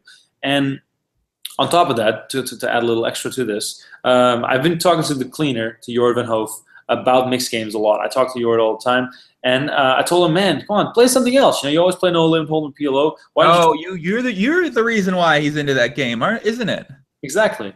So I was talking to Jord for a long time, and finally I convinced him to play the 4-8 mixed game with us. And he was so captivated by the fact that all these games were so challenging in a completely new way, because he had never like practiced his brain to think about poker in such a different way. And the game specifically that he really liked was No Limit Deuce to 7, which is of course super fascinating because it plays in a lot of ways very similar to No Limit Hold'em, but the ranges are so much tougher. And you see someone like Nick Schulman just crush that game over and over again, which just makes you, I don't know, it makes me pull my hair out to just think about, man, this guy's so good. He sees things that I can't see. But then going back to the whole mixed game point, it is a really, really nice refresher of the mind. If you play some games that you haven't played previously, just play the lowest stakes you can find, and just focus on what's going on at the table. There's so much more. There's so much more going on than you think if you just talk about the games. And I think people should really try to make an effort to learn all the games, at least to know all the rules, and to make sure to find out how to play all the games. Mm-hmm. And I'm planning to do some Twitch streaming to play just mixed games. So I don't know. I'll tweet about it when I'm going live. But this has been in the works for a long time. This has been one of my side projects. So I've had people tell me that. I've had people tell me that switching over to PLO after they start watching the PLO podcast that I do sort of got them, because they found that revigorated passion for poker. But I could see mixed games being cool too, though, man. I could definitely see that. So I was wondering why cleaners started getting all mixed game happy and triple. I was like, where are you playing triple? Like, what are you talking about? Triple Jaw's your favorite game? What about PLO, kid? The greatest game in the world. And he's like, new game. I'm like, okay, whatever. Where the fuck did this come from? I was like, that makes sense. What's your GTO game? What's your favorite game in the mix? Underpricing says, do you think Omaha 8 is more attractive than PLO? Definitely no. What's your favorite game in the mix? Favorite game in the mix has to be Deuce 7 Triple Draw and Badoogie. I like the draw games a lot, and I think this also has to do with the fact that people make so many mistakes in the draw games specifically. Just to give an example, from a value point of view, people miss value on every street, like when they play draw games. They highly underestimate their hands all the time. Like they never really seem to overestimate their hands. They always seem to underestimate the strength of their hands. And that is one of the things that you as a player can get a lot of value from, because they don't fold enough but they also don't raise enough. So it's one of those situations where you win a lot more when you do have it, and you lose a lot less when you don't have it. So it's a really interesting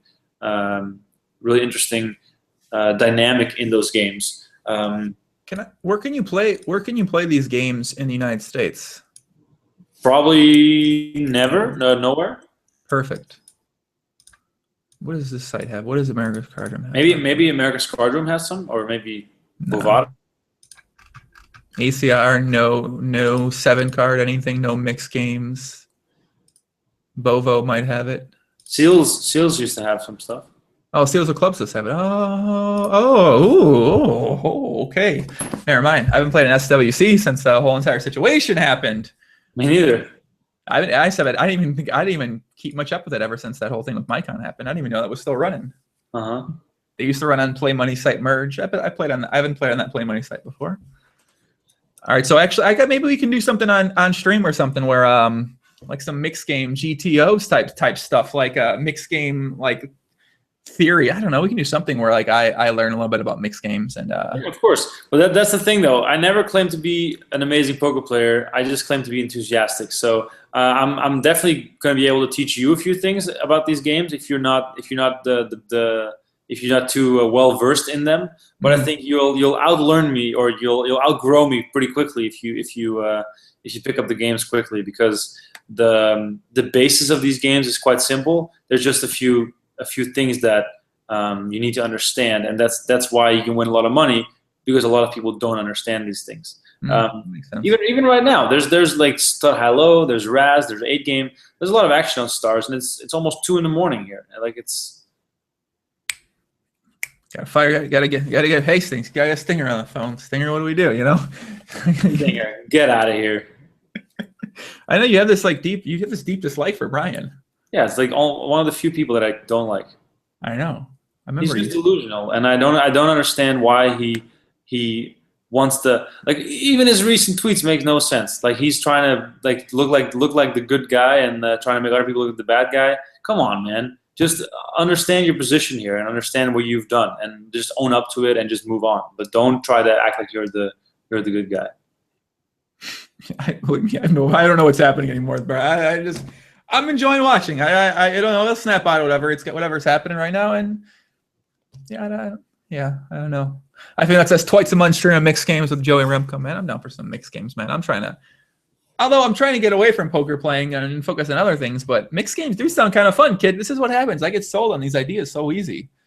Yeah, but the thing as well is with mixed games, let's hypothetically say, tonight you fire up a table of, well, you're in the US, so it's going to be tough, but fire up a table of the good old 7-card stud high-low, like a little 1-2 action. You can lose maybe like $100 if things aren't going your way. If you're playing with me, I'll be sure to, if you play with me, we're playing on stream, we're talking about some hands, you're going to be like, wow, this game is so much more interesting than I thought it was. Because the game sounds super boring and dull. If you say, oh, let's play some 7-card stud high-low, no, I'll rather just watch a movie or do something fun. Exactly.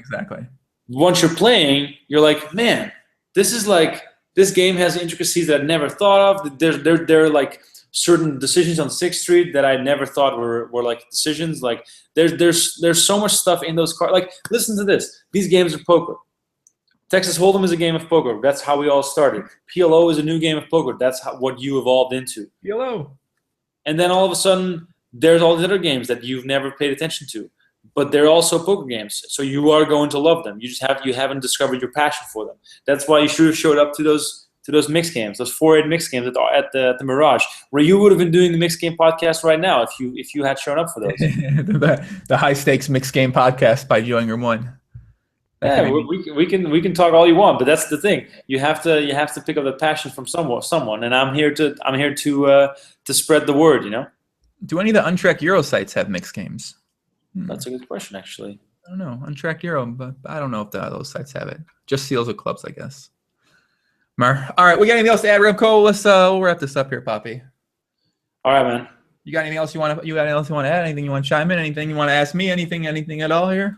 No, I feel like we should hang out more. It's definitely been fun. I like being on the show. I hope that the people who are watching enjoyed. We didn't even talk that much poker. I feel like we talked a lot about stuff that I just was thinking about.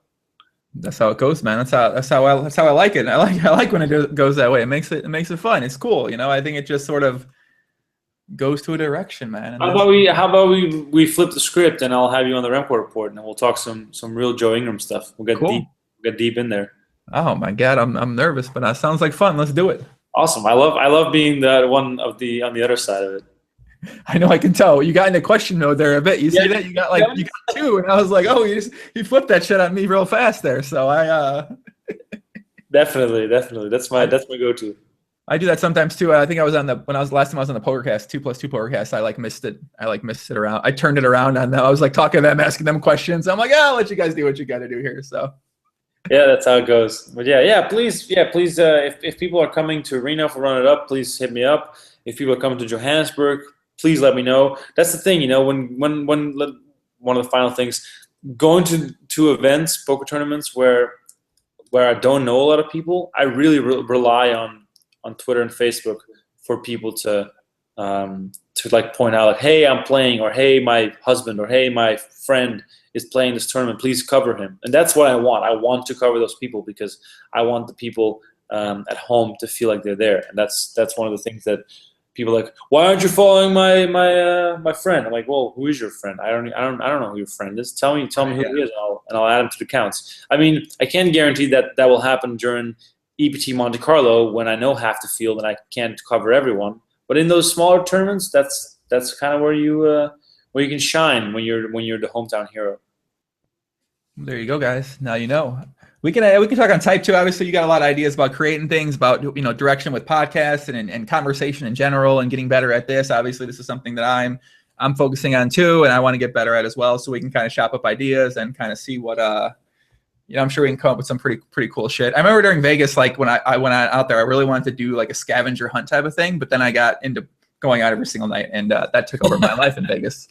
You know, there's the one time of the year all your European PLO friends are there, so you just hang out with them a lot. And man, did you show me those pictures? Or did you show me those?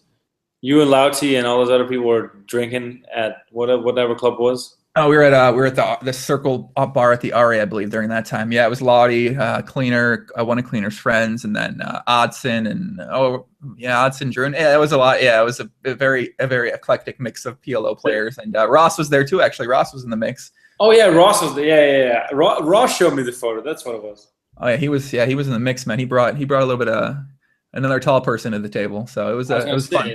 A bunch of real tall dudes. Yeah, that was the tallest group I've ever been in my life by. Ever. There was one of Odson's friends was 6'10". I'm like, what the fuck are you guys coming from? This doesn't make sense. So absurd. Yeah, guys, I'll be back on Friday. I'm doing a podcast 4 p.m. Eastern with Dave Tuckman, man, and the voice of the World Series of Poker online streams, and another guy puts in a lot of work. Got a great work ethic as well, and yeah, I think I might have made some of the other poker media people jealous, by the way, because I said in the tweet two of my favorite poker media people, and like I like Frank and I like Donnie, like Kev Math, I like him too. So I didn't want to hope nobody got hurt feelings that I said that two of my favorite people I'm having on the podcast this week. So there's much love to go around. So I feel like they also know that you like them too. Yeah, I hope so. I don't know, man. I don't know. We'll see. Grinding Data says Tuckman's not a good guy. Too Tuckman's cool. You tripping? Okay. But yeah, let's wrap it up. I'll see you later. Remko, take it easy, guys in the chat. Twitch, YouTube, take it easy. Much love. That's it. Be back tomorrow, probably. Are you doing anything with DFS coming up? I might stream later tonight because I'm gonna be up all night. But yeah, we'll see what happens. All right, see you guys.